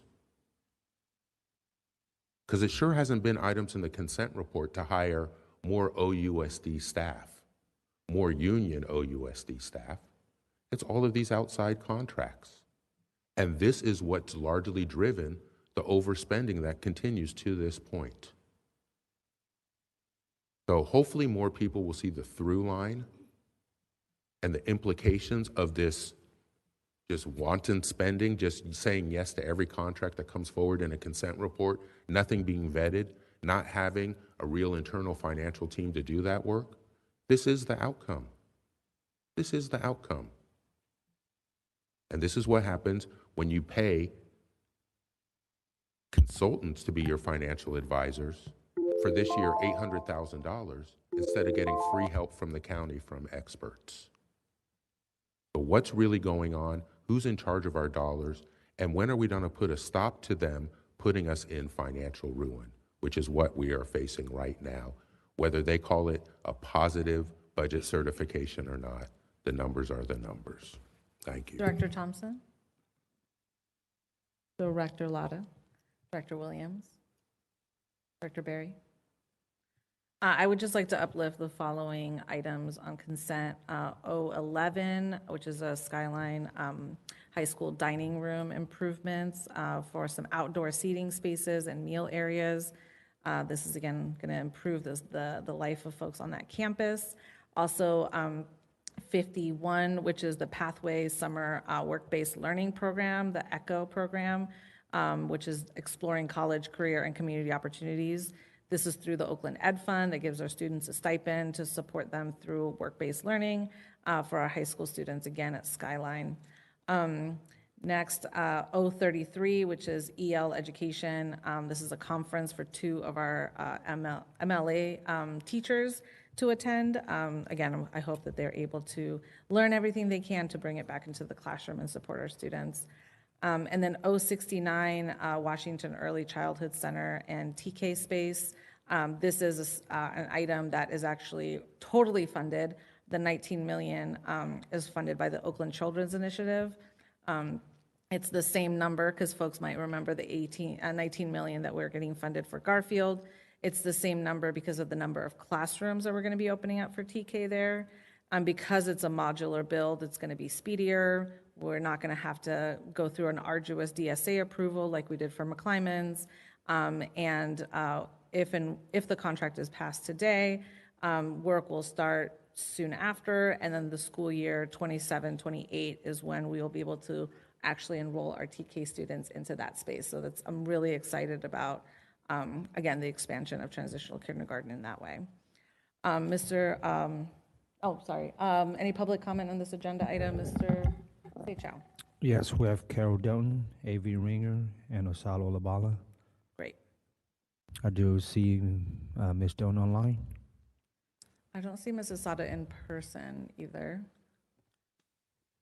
Thank you for calling on me. I'd like to clarify that when I spoke about overspending on contracts, that is a pattern years back. The people who analyzed it went back 4 years from last year. So we're not actually talking about this year, and I certainly hope that the pattern changes. It's been a long-standing issue. To speak specifically about some of the contracts, I also noticed the 2 contracts with Open Public Education Fund totaling around $160,000. One of them specifies that 10% of the money will be retained by the fund for administration. The other one doesn't specify. So I'm concerned about developing a better cover sheet for this board and better specifications for this type of contract. And especially what happens if not all of the students are able to take advantage of the opportunity. How can OUSD account for and make sure that the money is refunded to OUSD so that it would be available to other students? Thank you. Thank you. Mr. Seychow, any other speakers? No, that concludes public speakers. Can we take a roll call on this item, which is general consent? Yes, on the roll call to adopt the general consent, this is general consent report number 1 minus item 0-.-21. Student directors are absent. Director Berry? Yes. Director Hutchinson? Abstain. Director Williams? Yes. Director Latta? Yes.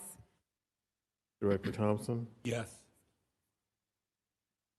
Vice President Batchelor? Yes. And President Brohard? Yes. It consent report is adopted minus item 0.-21. Thank you. With that, we will move on to 0.-21. I believe Director Brohard, you're the one who pulled this item. Yeah. This proposed resolution authorizes the superintendent or designee to identify documents and retroactively reclassify eligible expenditures from the general fund to legally permissible restricted funds for fiscal years within the applicable records, retention period, and generally 3 to 5 years. Financial restatement is a process of revising previously issued financial statements to correct material errors. It's in compliance with generally accepted accounting principles. The auditor has been involved in this process. The auditor is the auditor available tonight? No, okay. So again, this has been a process that's done with our finance team and with the auditor who audits our budgets. So again, I would encourage my colleagues to support this resolution. Madam President, we need a motion. Second. I make a motion to approve 021. Second.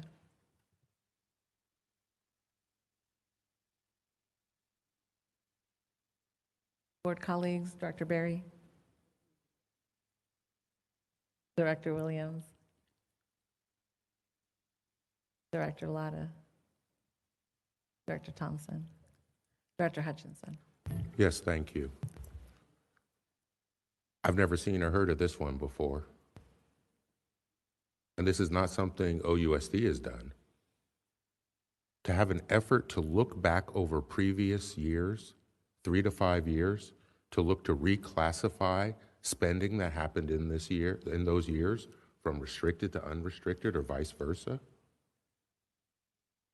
After those numbers have already been audited, after we've closed the books, passed every audit, a lot of these numbers, after we left receivership now and we got the gold seal of approval. So what is the purpose of this resolution? What is the purpose of reclassifying dollars? Is this some accounting trick to generate more money on paper now? So there really should be an explanation. This is not something that should be buried in the consent report. This is definitely something that should have been discussed at the Budget and Finance Committee first. But I'd really like a larger explanation, especially on the financial impact and what kind of savings we're looking to achieve in our unrestricted general fund by doing this. Because again, I've never heard of reclassifying previous year's dollars. I would really like to know whose idea it is. I mean, the memo had Superintendent Sadler, Ms. Garr, and General Counsel Lindsay's name on the document. So there should be something that says what we're looking to gain from this, what dollar amount, why are we pursuing this now, and how are we really doing this when all of these past numbers were already certified. So it'd be really good if there was an answer, because again, I've been watching OUSD's budget and finances for 15 years. I've never seen this happen before, and this is not the normal practice that school districts engage in. So a clarification would be really nice, and I think justified in this case, both for the board and for the community at large. So I'm specifically asking, what are the financial implications? Why are we doing this? How much money is this supposed to free up, and where?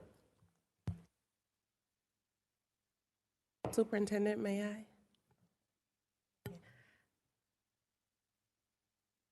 And Deputy Superintendent Garr will answer the financial questions, but I think I can cover a portion. So you mentioned that this is coming from the superintendent, deputy superintendent, and myself, and I want to just share with the board as a part of that, the reason that it's coming from the three of us is that we have quality controls in place such that as we're looking at these type of steps, we have myself reviewing for legal concerns, but behind myself, I also have outside counsel available to check each and every one of these. And for Deputy Superintendent Guard, as she's doing her work, she also checks with the auditor. And then we also have our superintendent who's also in communication with the County Office of Education. and their superintendent as we're taking this walk. And it's essentially a continuation of the primary strategy that's been named in the stabilization plan, which is looking at restricted dollars and right sizing to ensure that we're using those first where appropriate.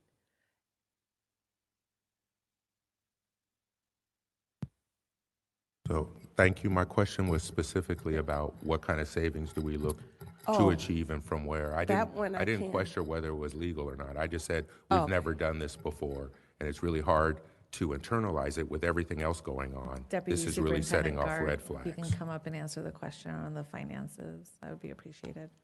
I couldn't say whether we've done it before or not.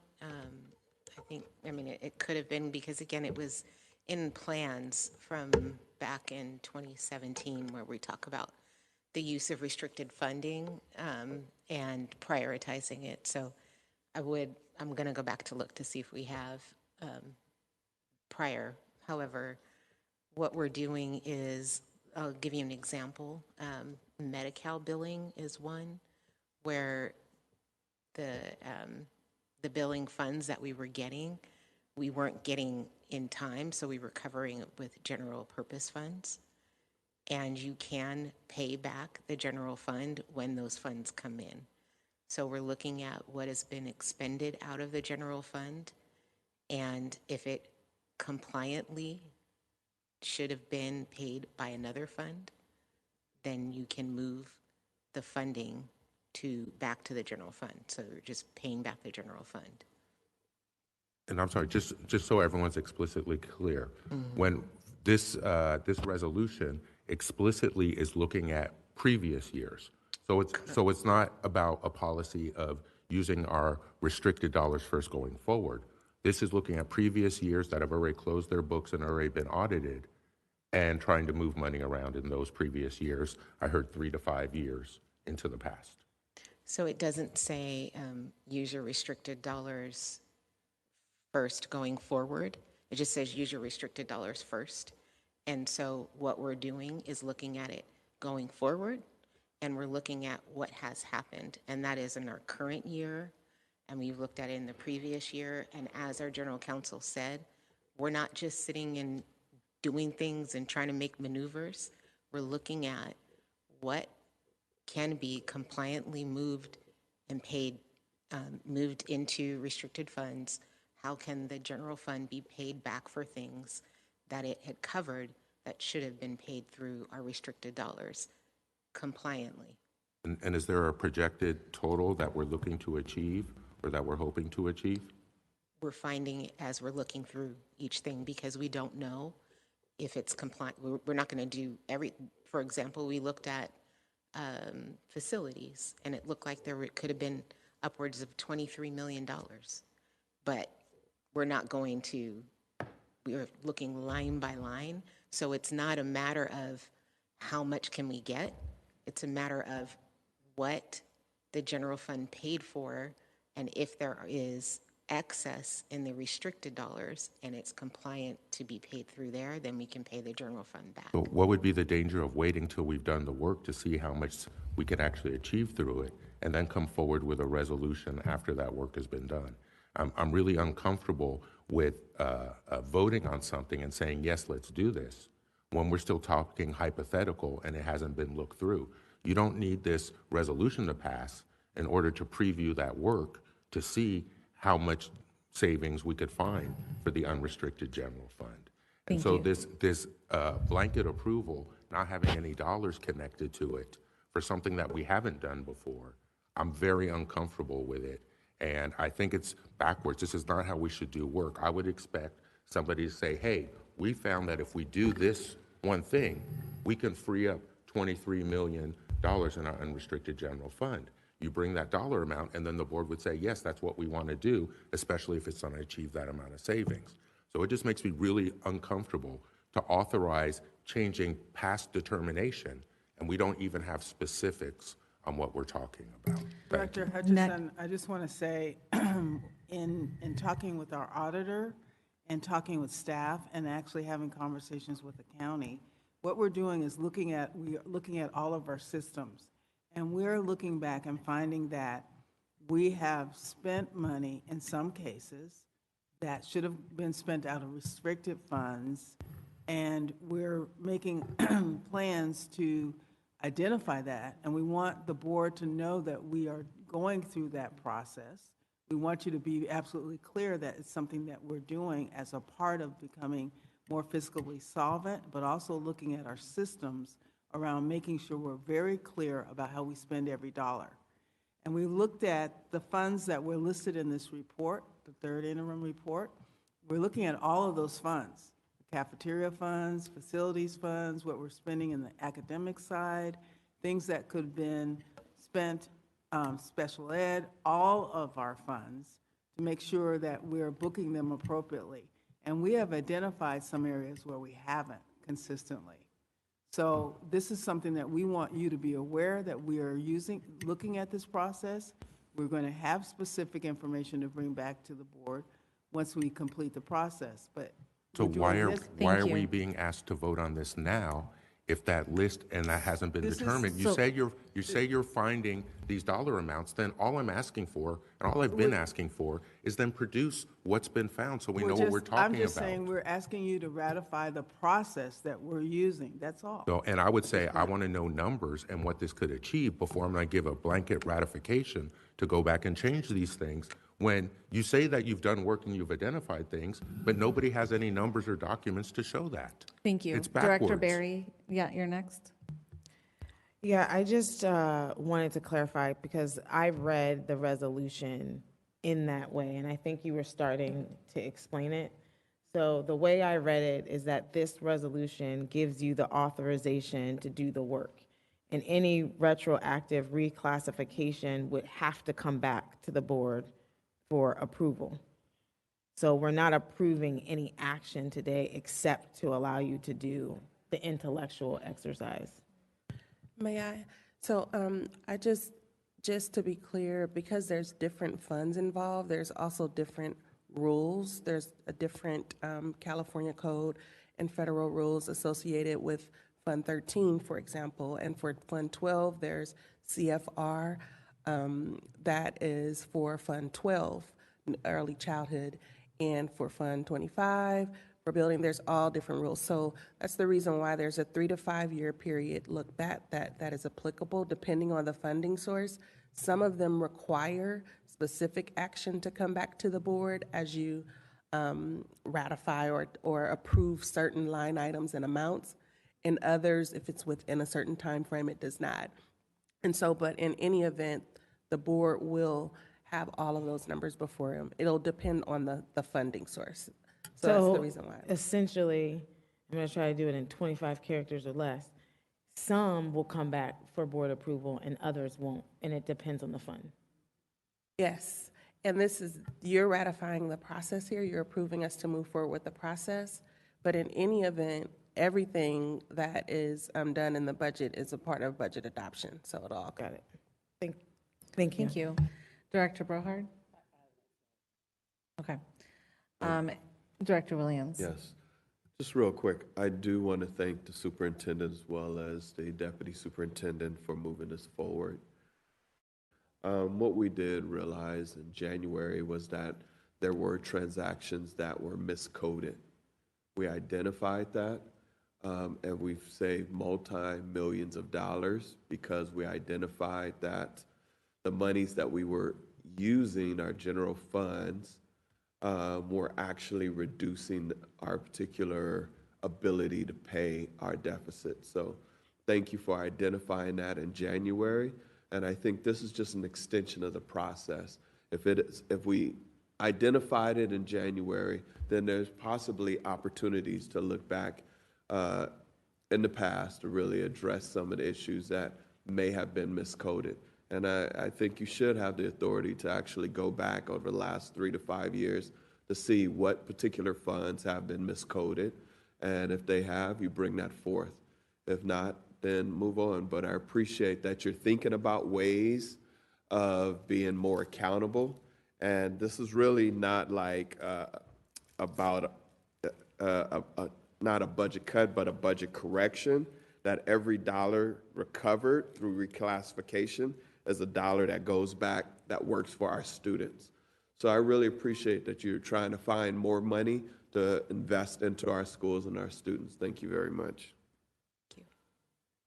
And my only comment will be, I appreciate Director Williams for being the one that's rang the alarm ever since I've been on the board around the transfers of monies from the unrestricted fund to the restricted funds. And I think this is another course correction that we are making. And I think it is about time that we make some of these course corrections.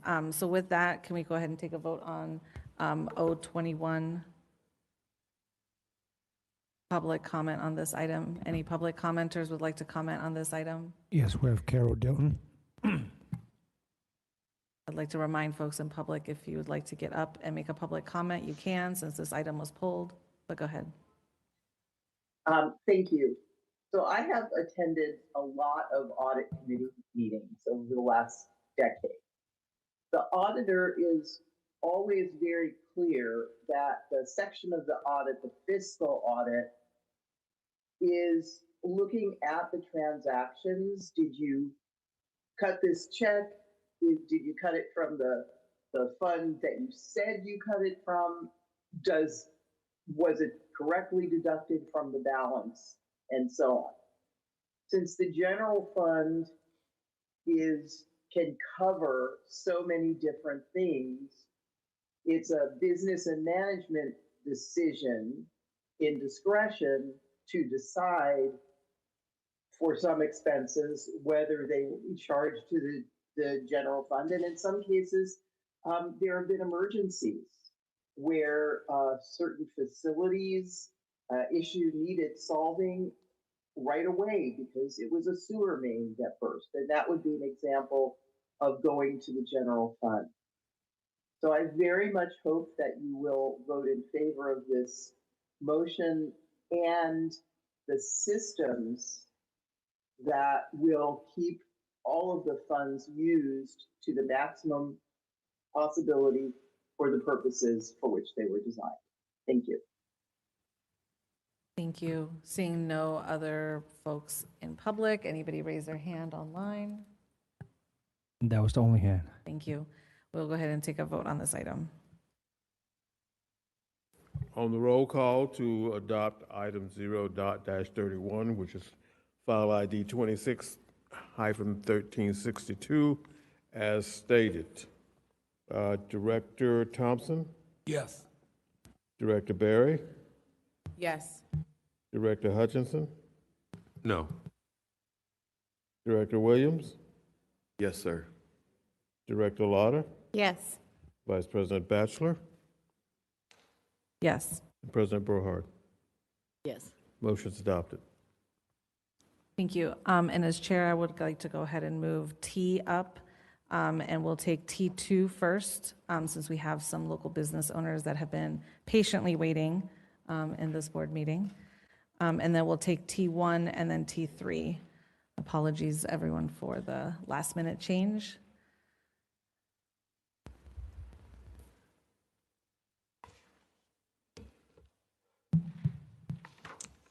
Thank you. Madam Vice President, Yes. What that item is? Yes, T2. All I heard was the T's. T2, capital programs and construction-related local and small business and small local resident business enterprise program.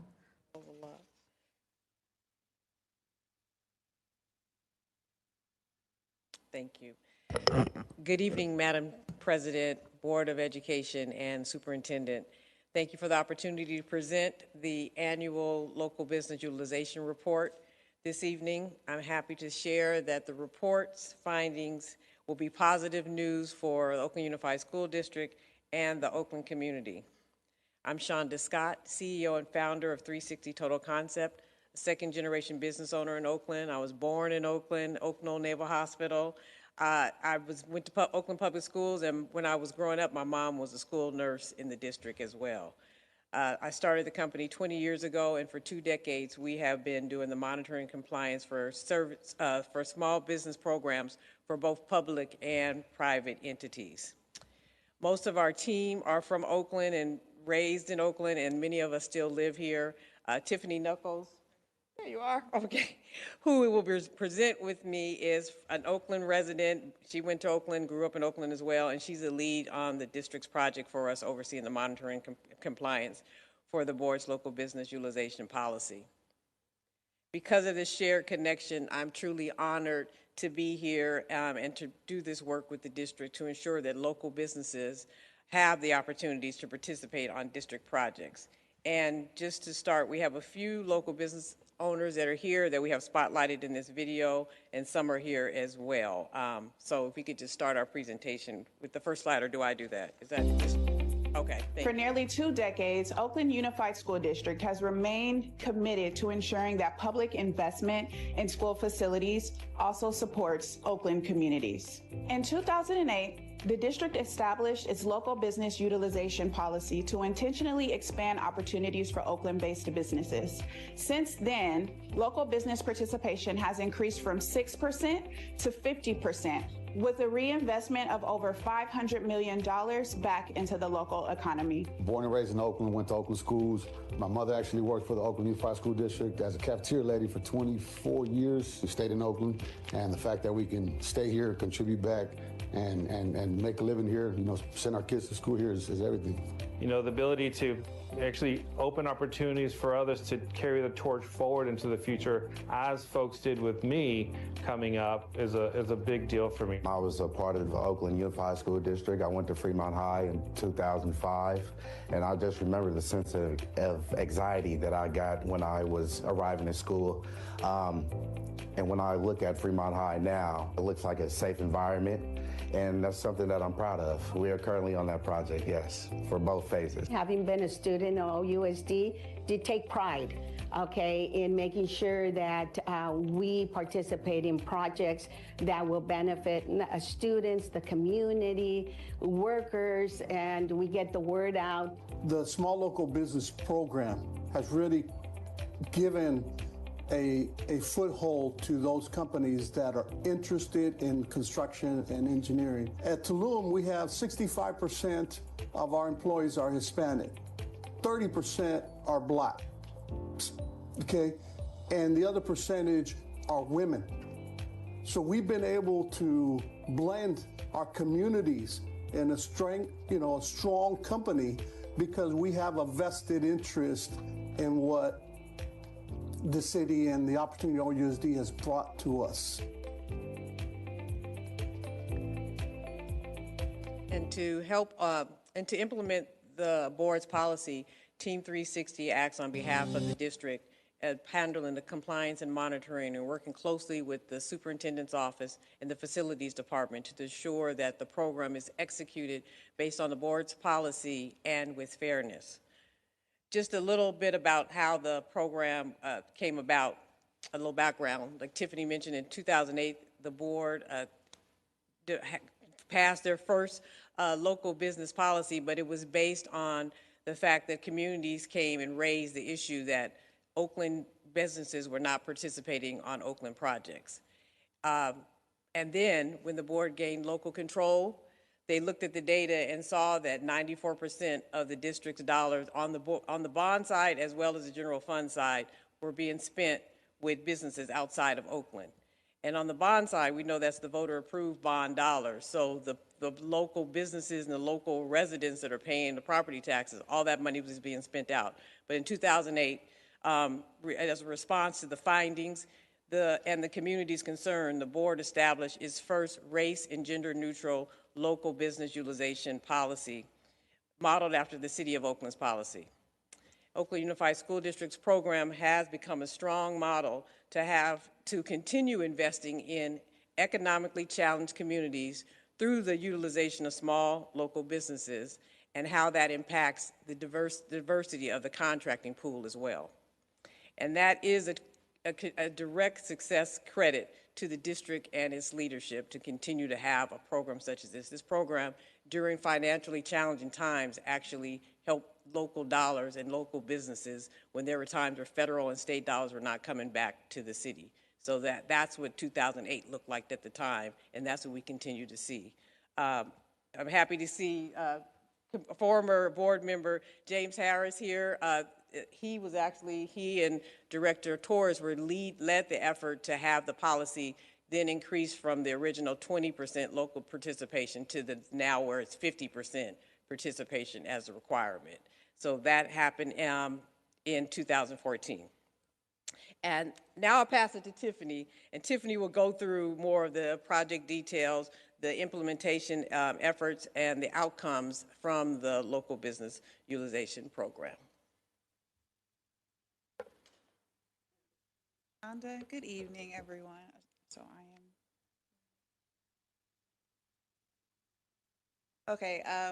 as Shonda mentioned, my name is Tiffany Nichols. I am with 360 Total Concept. I am Community Relations Manager as well as a project lead for the LBU Compliance Program for OUSD. Our presentation today is organized into 6 sections.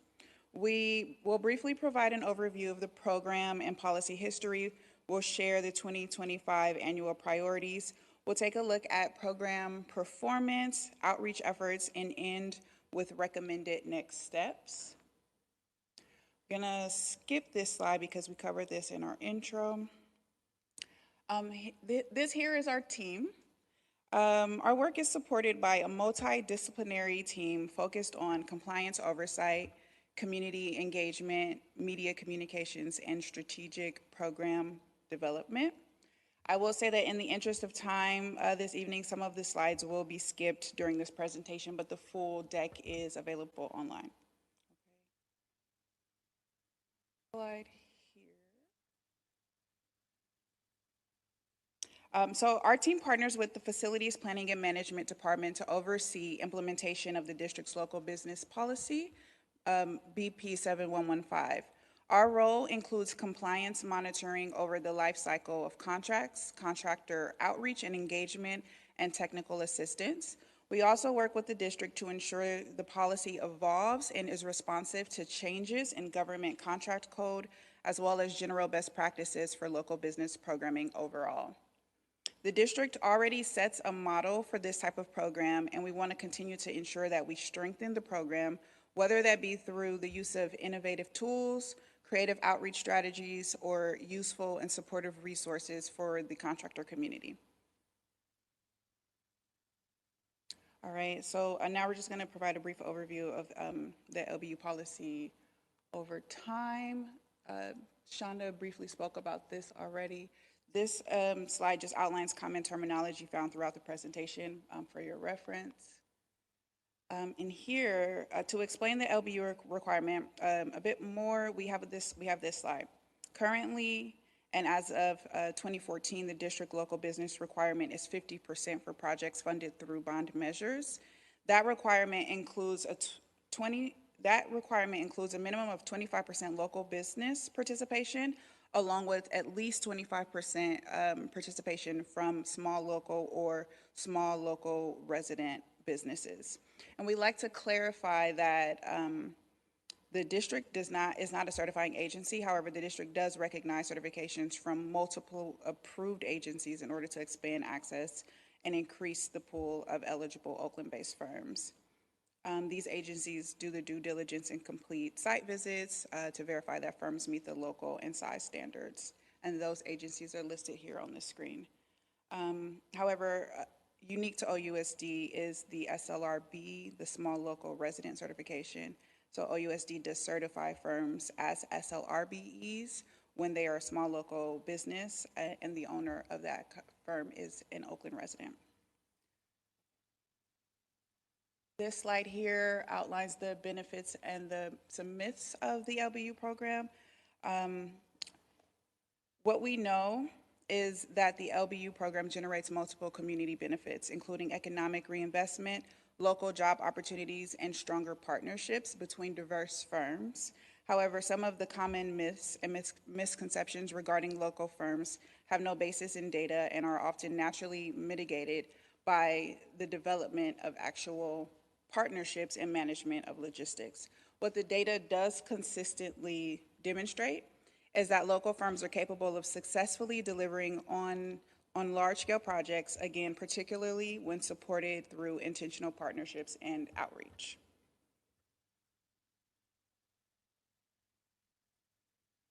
All right, and so now we're going to move into just looking at some of the major priorities and accomplishments from 2025. In 2025, our program priorities focused heavily on strengthening compliance systems, refining policy recommendations, and improving transparency. We conducted an audit of board-approved contracts to ensure that contracts were following the LBU, the proper LBU protocol for documentation. We advanced recommendations for modernization of the current LBU policy based on evaluations of the program and identify ways to enhance the policy. And we also streamlined the verification procedures for non-City of Oakland certified firms to creating a digital application process for ease of use and data collection.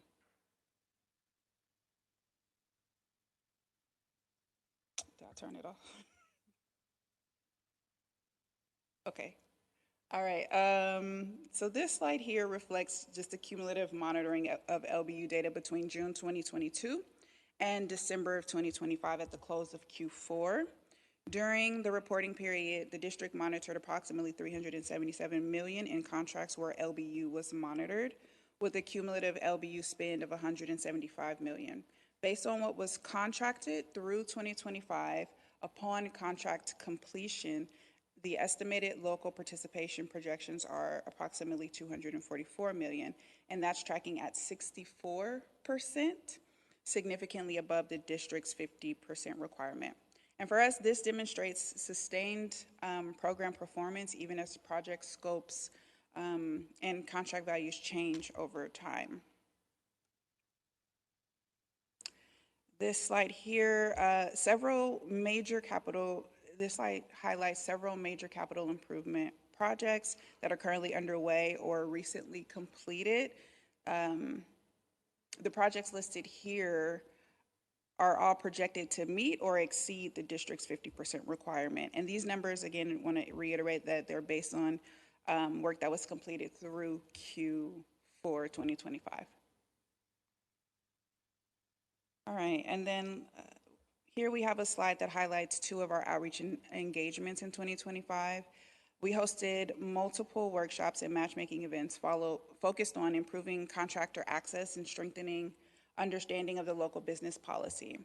Our matchmaking events allows small businesses to connect directly with projects teams and prime contractors for possible teaming opportunities, and our technical assistance workshops focus on clarifying LBU protocols, expectations, and available resources. We have a gallery of photos here, but we're going to skip that. So now we're going to start to wind down with our next steps. Moving forward, the focus is to continue refining the policy recommendations, support the build out of the student career development program, expand opportunities for local firms through trainings, workshops, and compliance support. And we plan to continue quarterly leadership briefings to ensure ongoing accountability and program visibility. Ultimately, the goal is continuous improvement and long-term community impact. All right, one exciting next step is the OUSD Career Development Program. So in partnership with the Superintendent's Office, this program would be where students would work hands-on with the district. This initiative creates direct pathways for OUSD students into construction and facilities careers through stipends, course credit, and hands-on project exposure. This effort reflects the district's broader commitment to connecting capital investment with student opportunity. The recommendation would be to start the pilot program with two high schools, one in East Oakland and one in West Oakland. All right, and in closing, the LBU program continues to demonstrate measurable economic impact, strong compliance outcomes, and meaningful community investment. We appreciate the board's time tonight, and we look forward to for developing the program further. Thank you so much. Thank you. We'll now go to board comments. Director Berry. So I did have the benefit of seeing a preview of this presentation, and I was wowed then, I'm wowed now. I think it's really awesome and that the progress has been amazing. Former director, I didn't know that you were responsible for some of this work, so shout out to you. One question I have is what the day-to-day relationship looks like between 360, the district, and the potential, not vendors, but companies who work or hope to do work in the district. We're in communication with the district on a daily. So the folks who were just up here presenting and talking about the solar projects, like we were reviewing their LBU documentation. I'm on the phone, making sure they understand, the various components of the program we do. We're very much involved. It is very much a partnership, I would say, in my experience. Yeah, so we work with the facilities team, and then we work with the contractors too. So we're monitoring the whole program. So in some cases, the GCs are the ones that are being monitored, and sometimes it's the district work too, because it's all cohesive to how the program is successful. So we interface with the facility side as well as the contractors, and part of the outreach, some of the matchmaking that we've had have been where we have set up one-on-one meetings with small businesses and large contractors for the district's projects to get them to have part to allow the possibility for them to team on the district projects. And many of them have been selected through those roundtables to be on the teams for like the McClymonds project. Over said that some of their small local businesses they met at the matchmaking.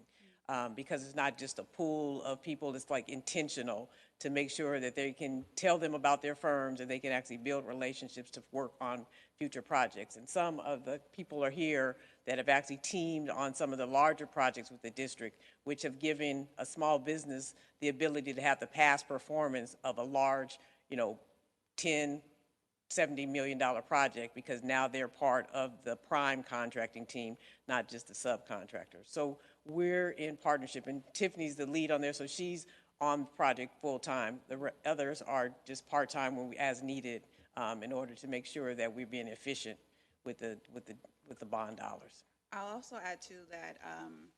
So weekly for many of the active projects, there are OAC meetings, and so I attend all of the OAC meetings, and so I'm hearing how the projects are going. I'm able to provide LBU updates in those meetings, and if there's ever any concerns, either on the small local side or from the prime, or if, we have those conversations in those meetings, and if we need to, we have resolution meetings as well, and so it's like a full cycle, we're part of the full cycle of the projects. And part of the procurement cycle too, to make sure that the program's being applied to the contracts. And then in cases where there's not enough availability, then those cases there wouldn't be a local business compliance, because there has to be 3 or more firms that could meet the requirement. So all of that assessment is done too before the contracts are awarded. So it's all part of the cycle.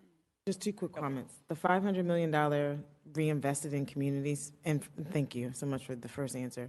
It would be nice to see that data broken by like the bond measure, especially as we intend to go back to community and ask for more resource to invest in more projects, like demonstrating to them that not only did you help us get a new field at Fremont, but also this money is being poured back into your community as well. And then the differences between the rate at which different people, different projects are making use of the LBU. I wanted to understand why, but question for another day. Okay, because what was that question though? You said like why it's 38% for this project and 21% over here. What some of the context there. Some of that's based on the availability. So if there's not enough firms, there's not enough firms in a certain area, then that's when the 50% would be adjusted for that project. Were you talking about the major projects slide? So I think it's just scheduling, like where they're at in their schedule when they started. Some of the projects are finished, and so like that's when those projects are over 50%. Yeah, I think it's just around the scheduling Oh, of them. talk closer. Thank you. I'll tell her to talk. So we- Sorry. Yeah. Yeah. So, Just a little so closer to in the some microphone, yeah. cases, that's the case, but in some cases, it may not be a 50% for that project because the availability might be different. So some cases, you will see no participation, or you'll see 30%, like on the solar, or on other cases that may not always be 50. So, but in the case Tiffany's talking about on that slide, it's in the cycle of where that project is, but they're all, like she mentioned, they're all projected to meet that 50% on those on that slide. For the full project. Thank you. Director Williams? Yes, thank you very much for this. It's really nice meeting you again, Scott. In person, not on Zoom. In person, yes, on Zoom, first time, which is fantastic. And also for, you really understanding this gentleman, Eddie Dillard's vision about really trying to bring some equity to this process to local communities. And it really touches my heart because when I first started on the board, he was really schooling me up on how the game is played. And to see that you've stepped into this position, you're hired in this position, and you're really holding integrity in this process, it is really, I know he's smiling. I know he's happy that we have that because we're a little worried there for a bit right? 'Cause So we were here before and when we left, and then Okay. that was the gap that Ed was upset about, and Yes. then we ended up procuring again. Yeah, so I just really want to thank you for the work you're doing. All I ask is whenever you have another showcase of local talent, I'd love to come and just really see the work that is going on. One of the things as a district, we get a lot of negative criticism and just constant planting seeds of fear and uncertainty and doubt, but we don't really show the roses that grow from the concrete, right? From our district, from our school sites. We don't show that. We don't, even the work that is going on at school sites, right? We don't have a sign that's in front to say, these are your Measure Y dollars, look what we're doing, or it's an open house, come check it out. We don't promote ourselves enough to really show like, or these are the contractors, right? We have these local contractors. People know, if you're doing business in Oakland, we know that you're doing it, but we got to showcase some of our folks, and we just don't do a good enough job. So hopefully there's an opportunity that we can really take that on as a partnership and say, how can we help you promote us all over the place, right? If we have to, convene a larger conference of local folks to come together, we need to really try to do that. So I just want to thank you for all that you're doing and the integrity that you're bringing to this process, and really excited. Thank you.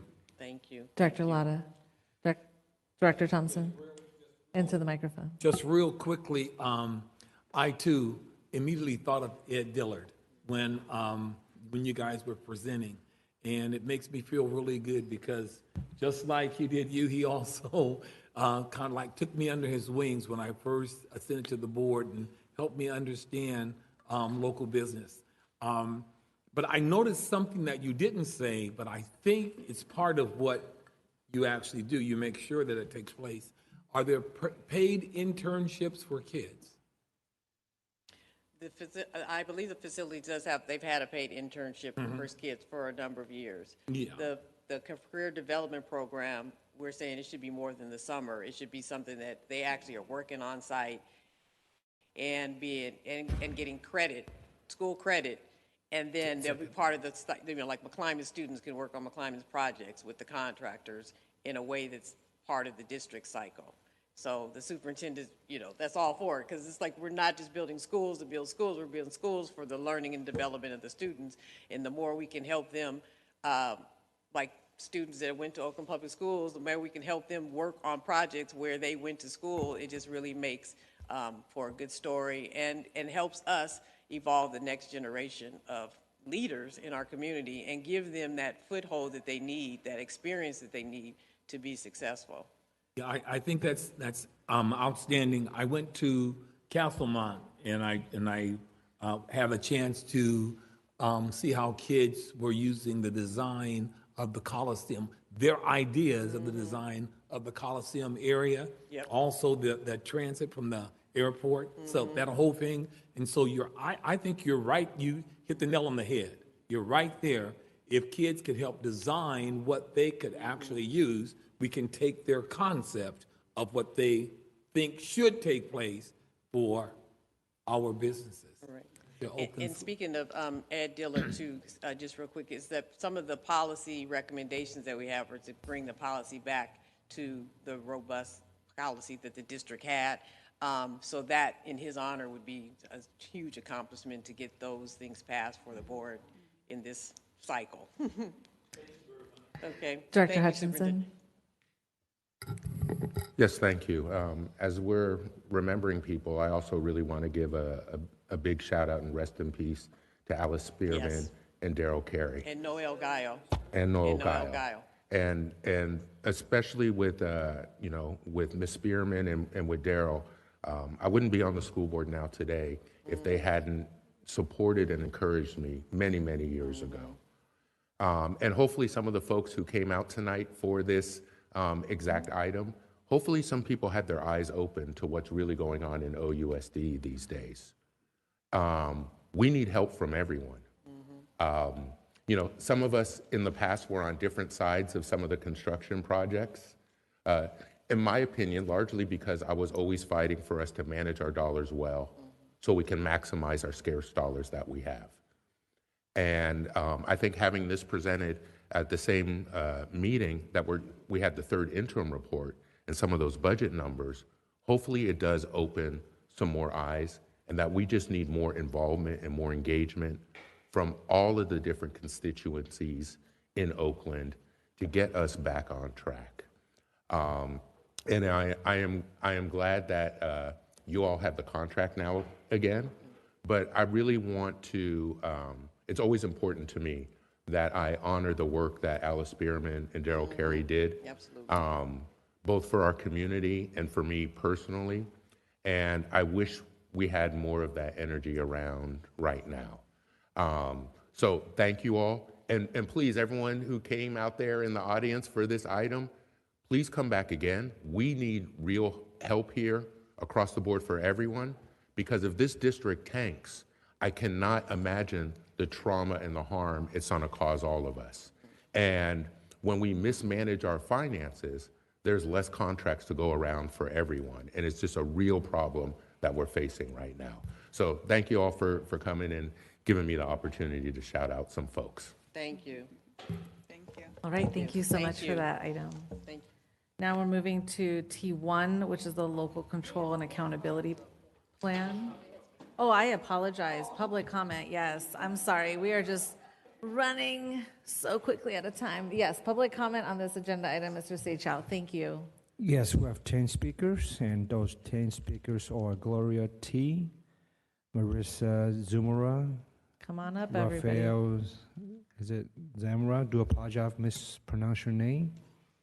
Christian Gonzalez, Nidir Bey, Kyle Williams, James Harris, Aaron Gabriel, Ronald Muhammad, and Jack Nelson.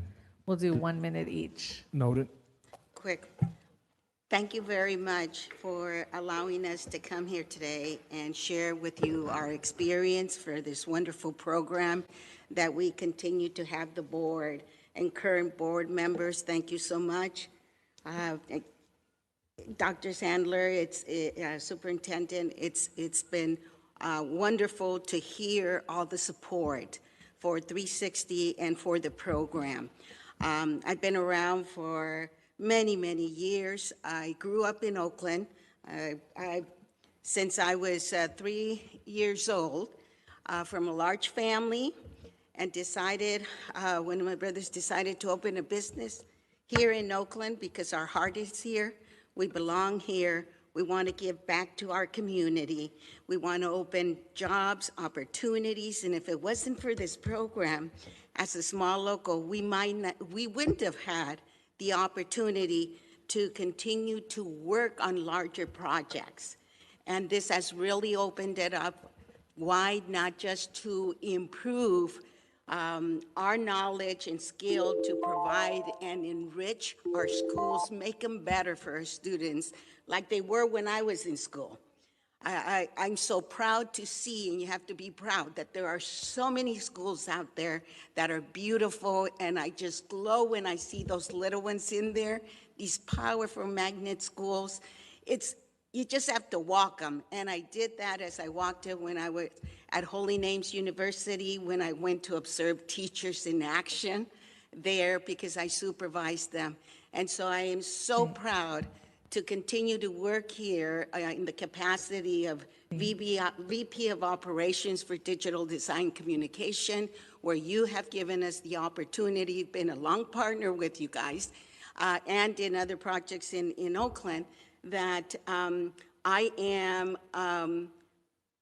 proud as a student here, proud as a community member of my family, and now you, Oakland, is our family to continue the work that we need to. Despite the issues that come, as a family, we can get there, and we're long gone past whatever anybody could have imagined. So thank you so much, and thank you for having 360 participate and work with us so that we can develop what we need to for creating jobs and good schools for our kids. Thank you. Thank you. I would just like to please have 1 minute for comments so that we can finish out our meeting. Who's next? Just come on up. Come on up, whoever is next. Just come on up. Mexicans and black people don't talk for 1 minute. Michael, thank you, board, for having us. It's a great honor to be here. You mentioned Daryl, Alice Spearman, Noel Gallo, Nadar Bay, and I think I'm the last one of the old guards. They're standing behind me. They're standing behind me. Because this program, we started pushing it in 2002 with the city of Oakland. Here we are, 2026. I get discussion 2 weeks ago with somebody who says, you know, if we weren't mandated to use Oakland companies, we wouldn't use you. 2 weeks ago. I raise that point because the struggle continues. The struggle continues. The struggle continues. And we have to prepare our next generation to understand that equity is ownership and economic. With that, we can meet anything. Thank you very much. Thank you. Next, come on up. Come on up. Good evening. Thank you for allowing me the time to speak today, and I appreciate you guys taking the time to listen. My name is Marissa Zamora. I'm president and CEO of Tulum Systems, a small Oakland-based contracting company. Programs like the LBU program create real impact because they give businesses like mine the opportunity to grow, hire within the community, and reinvest back into the people who live here in Oakland. Not only does this because of the opportunities created in this program, our company has grown significantly. Today, we have about 30 employees, with 85% of them being of our workforce are Oakland residents. Many of our employees grew up here, and now their children attend Oakland schools. When businesses like ours are hired, we create jobs for people who are personally invested in the neighborhoods they work in every day. This program works because it keeps opportunity, investment, and growth within the Oakland community it's meant to serve. The impact of this program goes far beyond a single contract. It strengthens small businesses, supports working families, and creates a stronger connection between our schools and the communities around them. Thank you. Gotta be quick, but this is really personal to us. We're glad that 360 is back on the project. That was one of the best moves you guys could do. Small businesses are crushed because they don't have the capacity. And when you're working with general contractors and general folk who are in the prime position, who don't see the importance of dealing with you with equity. They can slow up payments that can crush a small business. And 360 has always stood in the gap as an advocate from the district side, from the subcontractors, who this program was designed to grow the small guy into a competitive state. And that only happens with a certain kind of mindset.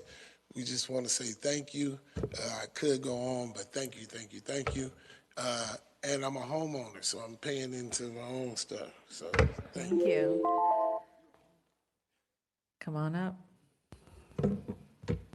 Y'all gonna really do me with 1 minute, huh? Yep. As much time know as the I drill. sat there. Yeah. So I just wrote a little statement for you, and I will go a little over by about 15 seconds, but this is special, as everyone has said, because of the people who made this happen. And as we all know, public money is a public promise. Regardless of the politics and turmoil that we witnessed earlier, Oakland Unified has chosen to keep that promise through service.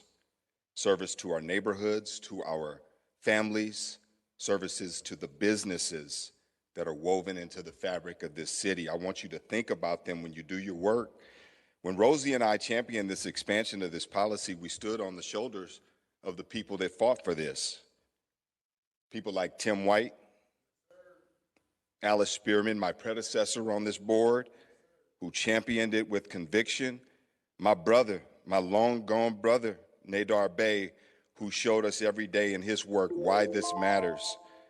When I joined this board, as they said, one of my first acts was raising the threshold from 30 to 50%, because I believe then and I believe today that Black and Latino businesses in the city deserve more than access. They deserve a real seat at the table, and I am proud that we continue and you continue to honor their legacy and the opportunity this policy creates. That the policy lives on today tells me that this district can keep its word. Tim, Alice, Nadar would be proud. To the board, remember, whether you like it or not, you are a team. This city needs you. The students need you to work together. Let's keep it going. Let's go, Oakland. Thank you. Next speaker. Good evening. My name is Kyle Williams, and I work for an electrical contractor. And I started as an apprentice, working in schools. And over the years, I grew into a foreman and was able to buy my home. I'm an Oakland resident, and this stuff like this is important, and it's made me who I am. And I think it's just something that holds dear to me. It's important, and it's important for people like me that grew up here to represent and build this community and just have programs like this to keep things going.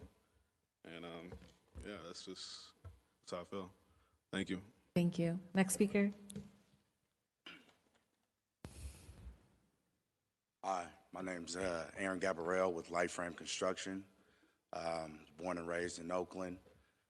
We've been on a couple of OUSD projects, Cole, Claremont, but the project that I hold personally to my heart is Fremont High. I was a student there, and just being able to be a part of that project, invest back into my community, the students being able to see me, a young Black contractor, it means a lot to the community and the students, and I believe that they're our future. So I would love to keep that going.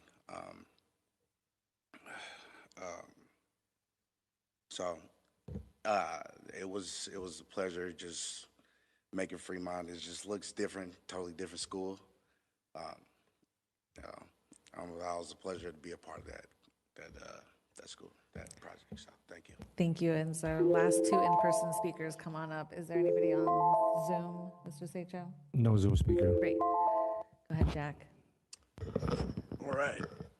Yeah, you guys have done a lot of things right. Number one, working with 360 and I actually am an Oakland businessman, and I do some work with Tulum, with the Zamoras, and their integrity level is sky high. They're really great, so keep working with them. I see you're going to be working with them at McClymonds and Sequoia. That's great.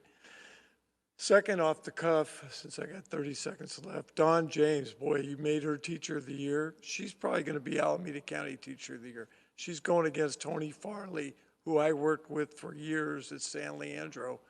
But Tony's good, Dawn's great. There's a difference. Oakland, we're on the rise. Thank you. Last speaker. Good evening. My name is Nate Arbe. Thank you for having me, members of the board, president, and Superintendent Sadler. I'm an Oakland native and a second-generation Oakland contractor. This program has allowed me to work for multiple different companies in Oakland and work on a lot of the communities that I grew up in.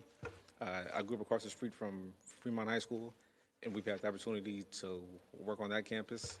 I currently live near Castlemont. I was able to work on that marquee last year. So it's a beautiful thing where the people who live in their community can give back to it and do things for the next generation. I wouldn't be where I am today if it weren't for this program. So I wanted to give appreciation to all of you here, and of course to 360 Total Concepts for keeping this going. So thank you guys. Thank you. And with that, I'll hand the chairmanship over back to Director Brohard. Thank you. Thank you, 360. Our next up is our LCAP presentation, which is a first read, introduction.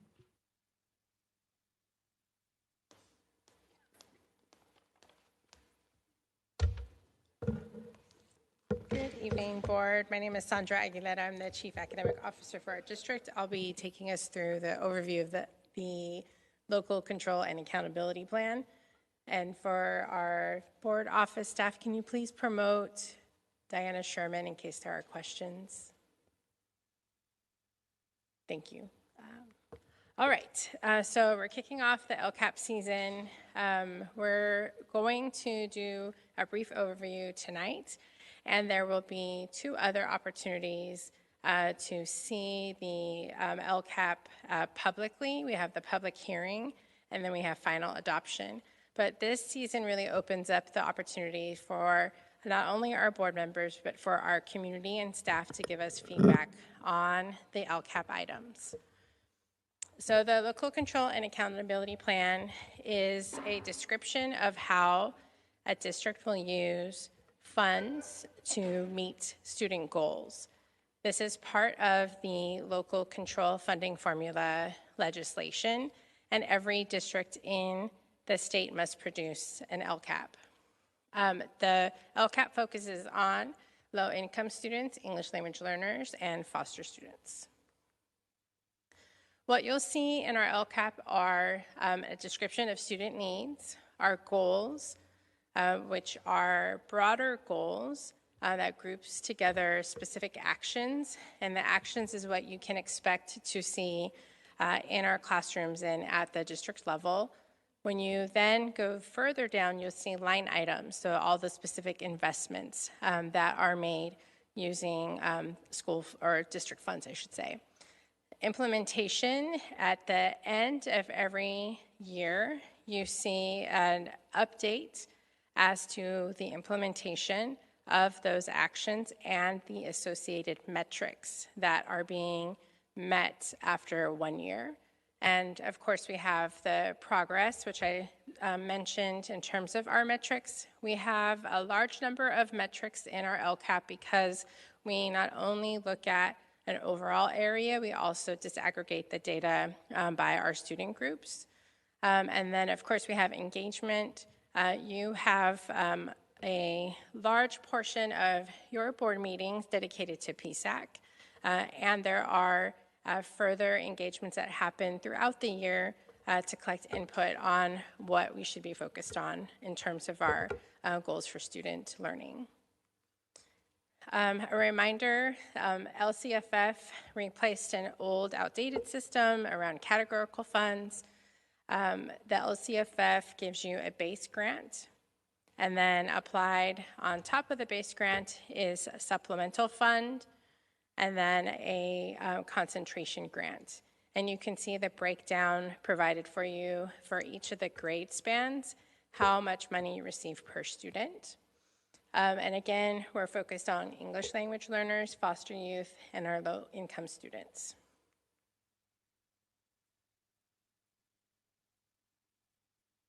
All right, so in our LCAP, it is meant to describe above and beyond the base funding.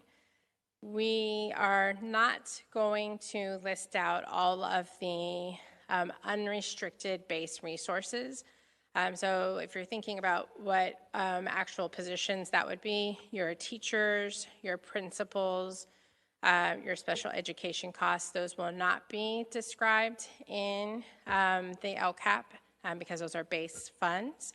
What you will see is a description of how we're using the supplemental grant, the concentration grant, all of our federal funds, the local parcels, so measures G, G1, N and H, state and federal grants, and we'll go a little bit more into equity multiplier, and then we receive grants from our private donors. So if you think about Kaiser, Salesforce, Eat, Learn, Play, those are examples of our private donors.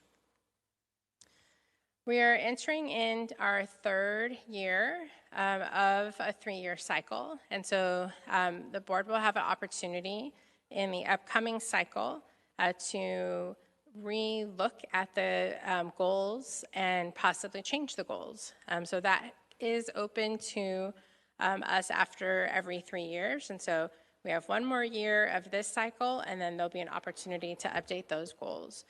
So for goal 1, students graduate college, career, and community ready, and you can see the actions that are listed below. Of goal 2, we focus on our focal students so that they're demonstrating accelerated growth, and again, the specific actions below. Goal 3, students, families, and staff are welcome, safe, healthy, and engaged in joyful schools. So you'll see all the associated investments and actions to reach that goal in goal 3. And then goal 4, our staff are high quality, stable, and reflective of Oakland's rich diversity. And then again, the investments and the actions listed there. For the next goals, goals 5, 6, 7, and 8 are focused on equity multiplier. This was an added item for the LCAP. When there was the legislation that was passed, it was added on to the LCAP goal areas. And so you will see the investments for equity multiplier specific to these particular schools that receive this grant listed out, and we have grouped them. We want to point out the schools, looks like a reddish orange color. These are new schools that are receiving these grants for the upcoming year. And just a quick reminder about the equity multiplier. Schools receive this fund because they have high attrition rates among their students. So there are a few other indicators that identify schools, but that is the one that will tip schools into receiving the grant or not. And so it means that year after year, there's a high amount of students moving from school to school. So the schools that are continuing are listed in the black color script, and then we have Hoover, MLK, Martin Luther King Elementary, and West Oakland Middle that will be receiving the funds for the first time. And then for our high schools, Met West will be receiving the funds for the first time, and so on and so forth. Just to close out now, again, we're opening the season for collecting feedback. We have a few engagement opportunities. We use our PSAC meetings to collect feedback from families and from committees on the specific investments. And then we are having this first draft read tonight. Next week, there will be the public hearing on June 3rd. And then ultimately, the board will have before you the LCAP and the budget to adopt for June 24th. And so that's our overview. Again, Diana Sherman, our LCAP coordinator, is here on Zoom as well to answer any questions that you might have. And I'll pass it back to you, President Brohard, for any questions. Thank you, Dr. Aguilera.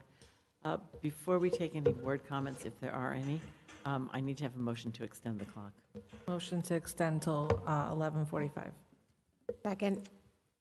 And Mr. Rick Stark, may we have a roll call on the vote, please? On the motion to extend the meeting to 11:45 p.m., student directors are absent. Director Latta? Yes. Director Williams? Yes, sir. Director Hutchinson? No. Director Berry? Yes. Director Thompson? Yes. Vice President Batchelor? Yes. And President Brohard? Yes. Motion's adopted. Thank you. Are there any board questions? Director Hutchinson? Yes, thank you. Thank you, Dr. Aguilera. It's not actually, I don't think, a question directed towards you specifically, but that I really want to put out there again. I think there's been problems over the last few years of the district having real fidelity with the LCAP plan, especially as there's been budget adjustments and things have changed. It seemed like and I know PSAC has not been happy with, it seems like it's always been a move away from what was actually laid out in the LCAP. And so I just want to put out there, especially for this year, I'm really concerned. I don't think the reduction in force, the layoffs, were done, that list wasn't done in conjunction with looking at the LCAP and considering the goals that are listed there. And just quickly reading through some of the goals and some of the successes of the past, I'm really concerned because I don't think we're going to have those staff people next year. And so when the two staff people who were in charge of the school improvement work and the school redesign work are no longer going to be in the district, when that's one of the goals in the LCAP, I don't know how we're going to fulfill it. So I just want to put out there publicly and for everyone, I'm really, really concerned about that. And just the second thing, I think waiting for this until almost 11 o'clock at night, doing it at a time when there's no community here, let alone the community that was involved with developing the LCAP, is not a good message to send to the community on top of it. So I know the last 2 years we've heard from the PSAC committee where they've come and complained that they felt like their plan wasn't adhered to and wasn't followed. I'm concerned about going forward, and so I appreciate this document, but how do we keep fidelity to it, and how do we even get some kind of document to show, like the delta, the changes that, the changes in the budget are going to impact the LCAP, especially when it comes down to specific positions. And just lastly, when I was on the last PSAC meeting, I was very surprised when listening to I think it was Diana Sherman go over all the specific cuts that were involved with the reduction in force list. That was the first time I had seen those specifics in that sort of way. And again, if we are going to lift up the LCAP and the PSAC as a real place to do work and set policy and set agenda, then we must have some accountability and some assurances when it comes to implementation. So again, that's not directed towards you, but I really just want to put it out there. And this year, I'm more worried about it than ever before. Thank you. Thank you, Director Hutchinson. Director Berry? Yeah, hi, thank you. I wanted, in the last Budget and Finance meeting, we spoke about my desire, and I think it's shared, I don't think it's unique to me, for the budget stabilization work, fiscal solvency work to be anchored in vision for teaching and learning. And one of the comments that came up in the meeting was how core the vision for the LCAP and the decisions related to the LCAP was to that work. So I just want to hear you share from your perspective how you see the relationship and what drives what and what information you would want going into LCAP process. Yeah, I'll stop there. So thank you for the question.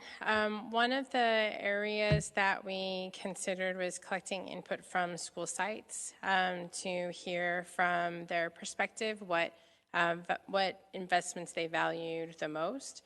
And it's always a little bit of an awkward conversation because they feel like they're ranking people, the people that they work with. But I still requested that they work through that.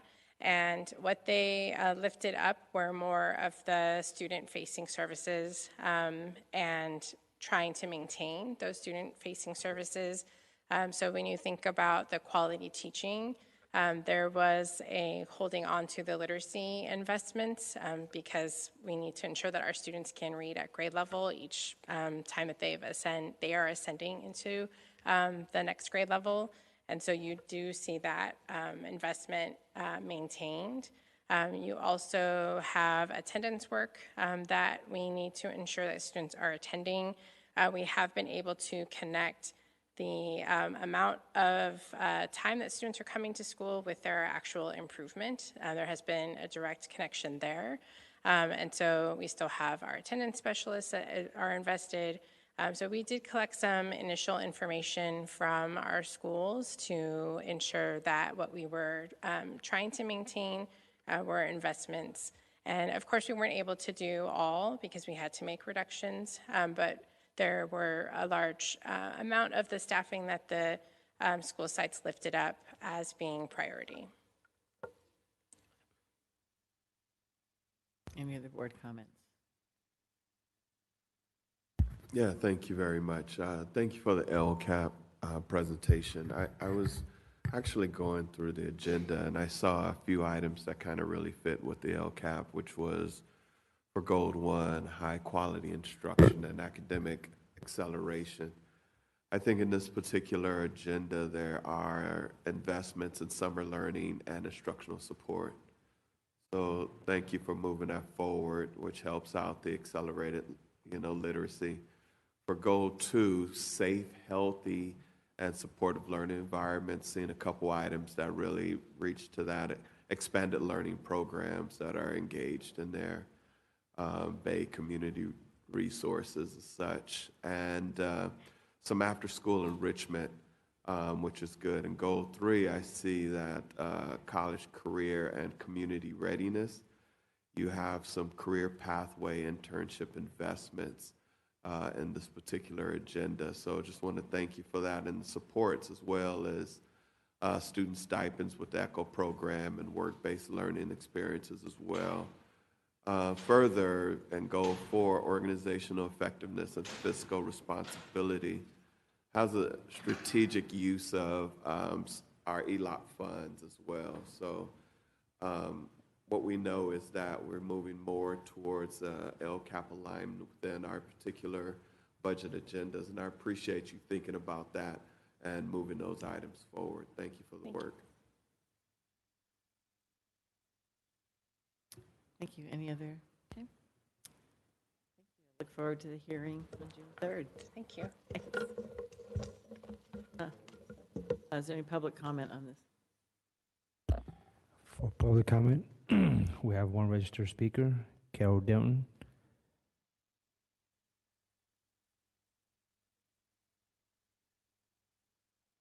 President Brewhart, no hands for Carol Denton. Okay, thank you. The next item on the agenda is item T3, application for provisional internship permit, California Commission on Teacher Credentialing. Is there a motion to adopt? So moved. Second. And is there any public comment on this? No public comment. Is there any board comment? Mr. Rakestraw, can we have a roll call on the vote, please? On the motion to adopt the motion as stated, student directors are absent. Director Thompson? Yes. Director Berry? Yes. Director Latta? Yes. Director Hutchinson? Yes. Director Williams? Yes, sir. And Vice President Batchelor? Yes. And President Brewhart? Yes. Motion's adopted. Thank you. Next, we have item P, consent items, agenda items, facilities. minus P8 and P12. Point of clarification, do we have O1, the consent report number 2? We do, but People forgot to include it, even though it was pulled when Vice President Batchelor was running the meeting. We didn't discuss it separately, and it wasn't No, meant. it's, can we just, we'll take item O1. Is there a motion to adopt, please? Is there a motion to adopt O1? Is so moved. Second. there any board comment?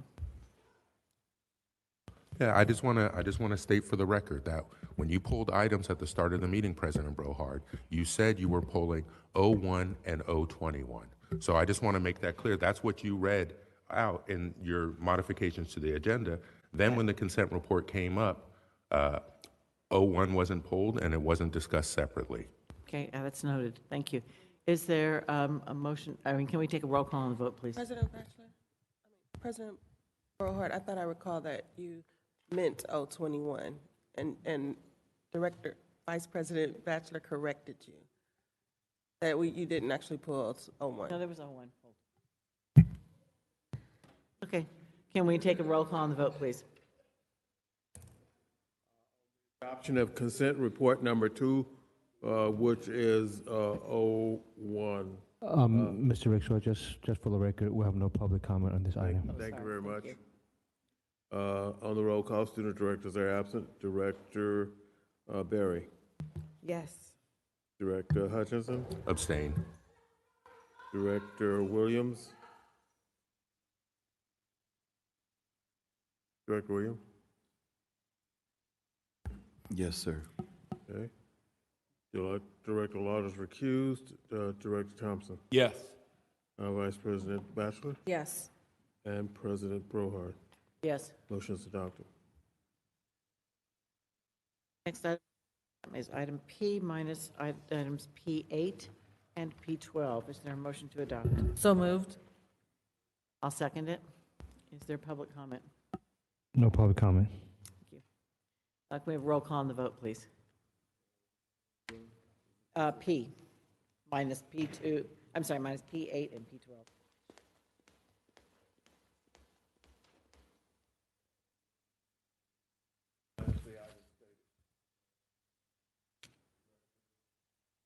Yes. Yes, sir. Abstain. Yes. Yes.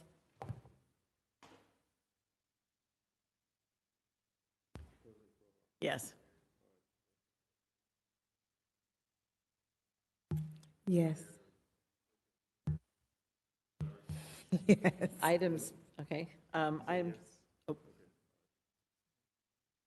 Items P8 and P12 both have to do with 1025. Director Hutchinson, I know you pulled them. Do you want to take them separately, or do you want to take them together and as one? Okay.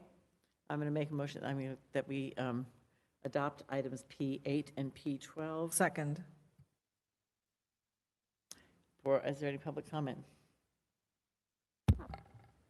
No public comment.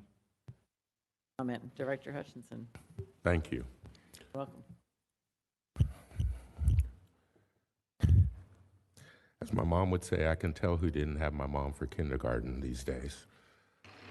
So I pulled these items to make sure I could explicitly vote against them. One of the many problems that we have going on in OUSD right now is past legislation and resolutions aren't being enforced. So for example, we have a resolution for the 3 Rs that called for action last June. That was never enforced. I mentioned earlier today, we have a board policy 3150 that requires the superintendent to bring forward a draft agenda by this meeting. Nobody enforces it. This demolition of 2nd Avenue, not only is it offensive, we had previous standing resolutions that prevented this, but this was still allowed to go forward. And for that building in particular, that building's a historic building. It has certain status and recognition because of that. But the way the board has operated this year, we've just ignored all of those things. So I'm going to do what I can to push against it. I'm really disappointed that we haven't gotten stronger legal advice to prevent these things from happening. And, people aren't going to be able to get away with it for much longer. But it's definitely offensive that people are messing with our traditional properties and a building that's named after Paul Robeson for a reason, and that has meant a lot to a lot of people in the community. And to think at the end of the night, you can just slide through something that's going to call for the demolition of that building, and that we're going to use money out of our facilities bond to do it, instead of using those dollars to actually improve our schools and rebuild them, is even more offensive. And if people think that by having this demolition done now this summer, that's going to free the way for anyone to take that property and move it to outside hands through a 7-Eleven committee, then you weren't around before when we had these fights. So I'm going to be voting strongly no. This is offensive, and there are legal implications to a lot of these decisions, and the day of reckoning is coming. Thank you. Mr. Rakestraw, can we have a roll call on the vote, please? Mr. Seychelles, you indicating no public speakers? Okay, all right. Director Lotta? Yes. Student board members are absent. Director Williams? Yes, sir. Director Hutchinson? No. Director Barry? Yes. Director Thompson? Yes. Vice President Batchelor? Yes. And Vice President, President Brohart? Yes. All right, motion's adopted. Thank you. Moving on to item S, unfinished business. I would like to take up S1 through S4 together and report out separately. Second. Thank you. Is there any public comment on this? No registered speakers. Thank you. Is there any board comment? Okay. Mr. Rakestraw, can we have a roll call on the vote, please? Yes, on the motion to adopt S1 through S4, the student directors are absent. Director Thompson? Yes. Director Barry? Yes. Director Hutchinson? No, I'm not comfortable lumping all of these together. Abstain. They're not all the same thing. Director Williams? Yes. Director Latta? Yes. Vice President Batchelor? Yes. President Brohart? Yes. Motion's adopted. Thank you. With that, we move on to the and I do have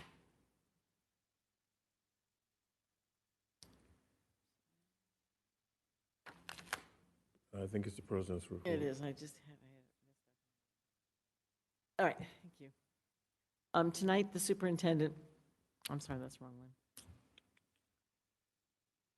one. As we close out the 2025-26 school year, I want to begin by recognizing an important milestone for thousands of Oakland students and families. Tomorrow, May 28th, is the last day of school, and I want to congratulate graduates from Castlemont, CCPA, Dewey, Fremont, McClymonds, Met West, Oakland High, Oakland Tech, Ralph Bunch, Rudsdale, Skyline, Sojourner Truth, the Young Adult Program, and the Oakland Adult and Career Education. Graduation is a powerful reminder of why we do this work. This is an exciting time as students head off to college, careers, apprenticeships, and new opportunities. I also want to congratulate our middle school students who are promoting to high school, our elementary students who are promoting to middle school, and our TK students who are promoting to kindergarten. These transitions matter, and they reflect the hard work of students, educators, staff, and families across Oakland. The past several weeks have also shown what collaboration and advocacy can accomplish when we stay focused on students. On May 7th, Oakland Unified joined with LAUSD in Sacramento to advocate for the full funding of Proposition 98. Superintendent Sadler, Vice President Batchelor, and I were joined by representatives from OEA, AFSCME, SEIU, and BCTC. In room after room with state senators and assembly members, labor and district leadership stood together to explain how education funding impacts our students and school communities, and shared stories of what it means when we don't have stable funding from the state. That level of unity matters, and this is what working together looks like. I also want to acknowledge the May 18th press conference at 1025 2nd Avenue in support of Senate Bill 492 and the proposed CTE T-Hub. I was proud to stand alongside Mayor Barbara Lee, Senator Jesse Arreguín, Superintendent Sadler, Director Barry, and the youth who have been organizing for this vision. OUSD has a clear goal, and that every student graduates college, career, and community ready. But we also know that for some students, a diploma alone is not enough. Many young people need stable housing, mental health support, career and technical education, and pathways to employment in order to fully succeed. Senate Bill 492 would help fund those supports. On May 14th, the governor released the May revise, and while the full $5.9 billion Proposition 98 settle-up was not included, $3.8 billion was restored, and the fight for the remaining funds continues. There were also several positive developments for districts across the state, including increased special education funding, one-time discretionary block grants tied to ADA, and expanded learning recovery grants, the continued funding for literacy coaching and training, ongoing support for community schools, teacher residency programs, and increased funding for ELOP. Because OUSD already has a literacy grant in place, our district will also be eligible for additional literacy funding through 2031. While these investments are important and encouraging, we still have significant work ahead as we continue developing a balanced, student-centered budget for the 2026-27 school year. The work will require continued collaboration, transparency, and a focus on the needs of students and school communities. Thank you to all our students, families, educators, staff, and community partners for another year of hard work in support of Oakland's children. I wish everyone a safe and restful summer. And finally, I want to remind the public that there will be a board retreat on Monday, June 15th from 9 to 3 in the committee room, where we will discuss our goals and work plans for the 2026-27 school year. Board reports. Board member reports. Director Batchelor. Thank you. I'd like to thank district staff, educators and families, our labor partners and community members who pushed us through this the last few years to help us get to this point of having a positive certification of our third interim. While the work is not over, the report shows that OUSD is now projected to meet its fiscal obligations this year and over the next 2 years while continuing to protect our reserve requirements and stabilize the district financially. This is important. This means that Oakland maintains control of our schools, ensuring that only Oakland voters and community members have control over what our Oakland students have, not state or county officials. We also know that long-term stability requires continued innovation and restructuring across the district. That includes expanding transitional kindergarten opportunities, exploring in-district non-public school options for disabled students, and continuing district restructuring efforts to align resources with students' needs. For too long, Oakland students and staff have lived through financial crisis after financial crisis. Achieving financial stability is not the finish line. It is the foundation to invest in our students' success, academic achievement, stable schools, and rebuilding a strong public education system. The report makes it clear that we need to stay disciplined and tackle the challenges head on. But tonight really marks a genuine turning point and proof that Oakland can move forward responsibly and sustainably. Thank you. Director Barry. Just a few quick things. One, my office hours for the month of June is changing again, so I apologize for the inconsistency this month and next, but my last office hours will be on June 27th, so it's just the last before we recess in July, and then I'll reconvene. And then also in June, date TBD, there will be a virtual event, and we're going to be hosting some folks from Mississippi, so if you all have heard of some of the literacy and math success that they've seen there, there are a few stakeholders who are willing to talk to members of our community. So it's open to all of Oakland, and I will have that information posted online, but I'll also send it out so folks can circulate it. And I also wanted to give a shout out to the Fremont seniors I saw at senior night last night. It was a really special event. I got a chance to talk to some of the families and seniors, and I just think this is a really special time of year. So despite all that is going on in the world, really hold on to the joy that we all have right now as people are being elevated into their next chapter. Is really awesome. Director Williams. Yes, I really want to give a shout out to Oakland natives, Dr. Naisha DeWitt. Really has been a strong fighter for our students, fighter for our district, and really addressing and bringing solutions to the table for chronic absenteeism. Today, I actually went to McClimate's to witness her Oakland Natives Give Back give $5,000 to one of the McClimate students, Hannah Jenkins, for the attendance challenge for chronic absenteeism at McClimate's. The attendance has increased. Students who participate in the program, they get $500 a month if they actually, show up on time for the month. That's a great incentive. And at the end of the year, they were enrolled in a raffle of $5,000. So, Dr. Naisha DeWitt, I just can't thank you enough for your belief and investment in the district and into our students. And secondly, she also held a convening of local political leaders. Dr. Sattler was there to really lead the work with Dr. DeWitt, and just talking about what strategies OUSD and the community can work together in really addressing some of our chronic absenteeism that's happening in our district and affecting our student outcomes. What we do know is we have, on average, minimum 3,000 students that have come to school on a range between 20 and 80%. And if we can get that number down, as we have pledged to support our superintendent in moving that number down, that actually will bring additional resources for us to reinvest into our students. So knowing that Dr. Sadler and Dr. Naisha DeWitt are partnering and really elevating the chronic absentee issue, but also the partnership of Oakland Gives Back. It's just really a wonderful end-of-the-year gift, not only just to Hannah Jenkins, but to all the students that were participating in the program and all of the parents and all of the students that supported that. So I can't thank you enough, Dr. Sadler, for continuing to push that vision that you are addressing chronic absenteeism. I've been on the board for 2 terms, and I have not seen very much movement.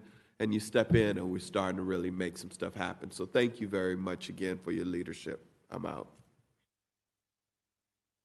Lada? Yeah, just a couple of quick things.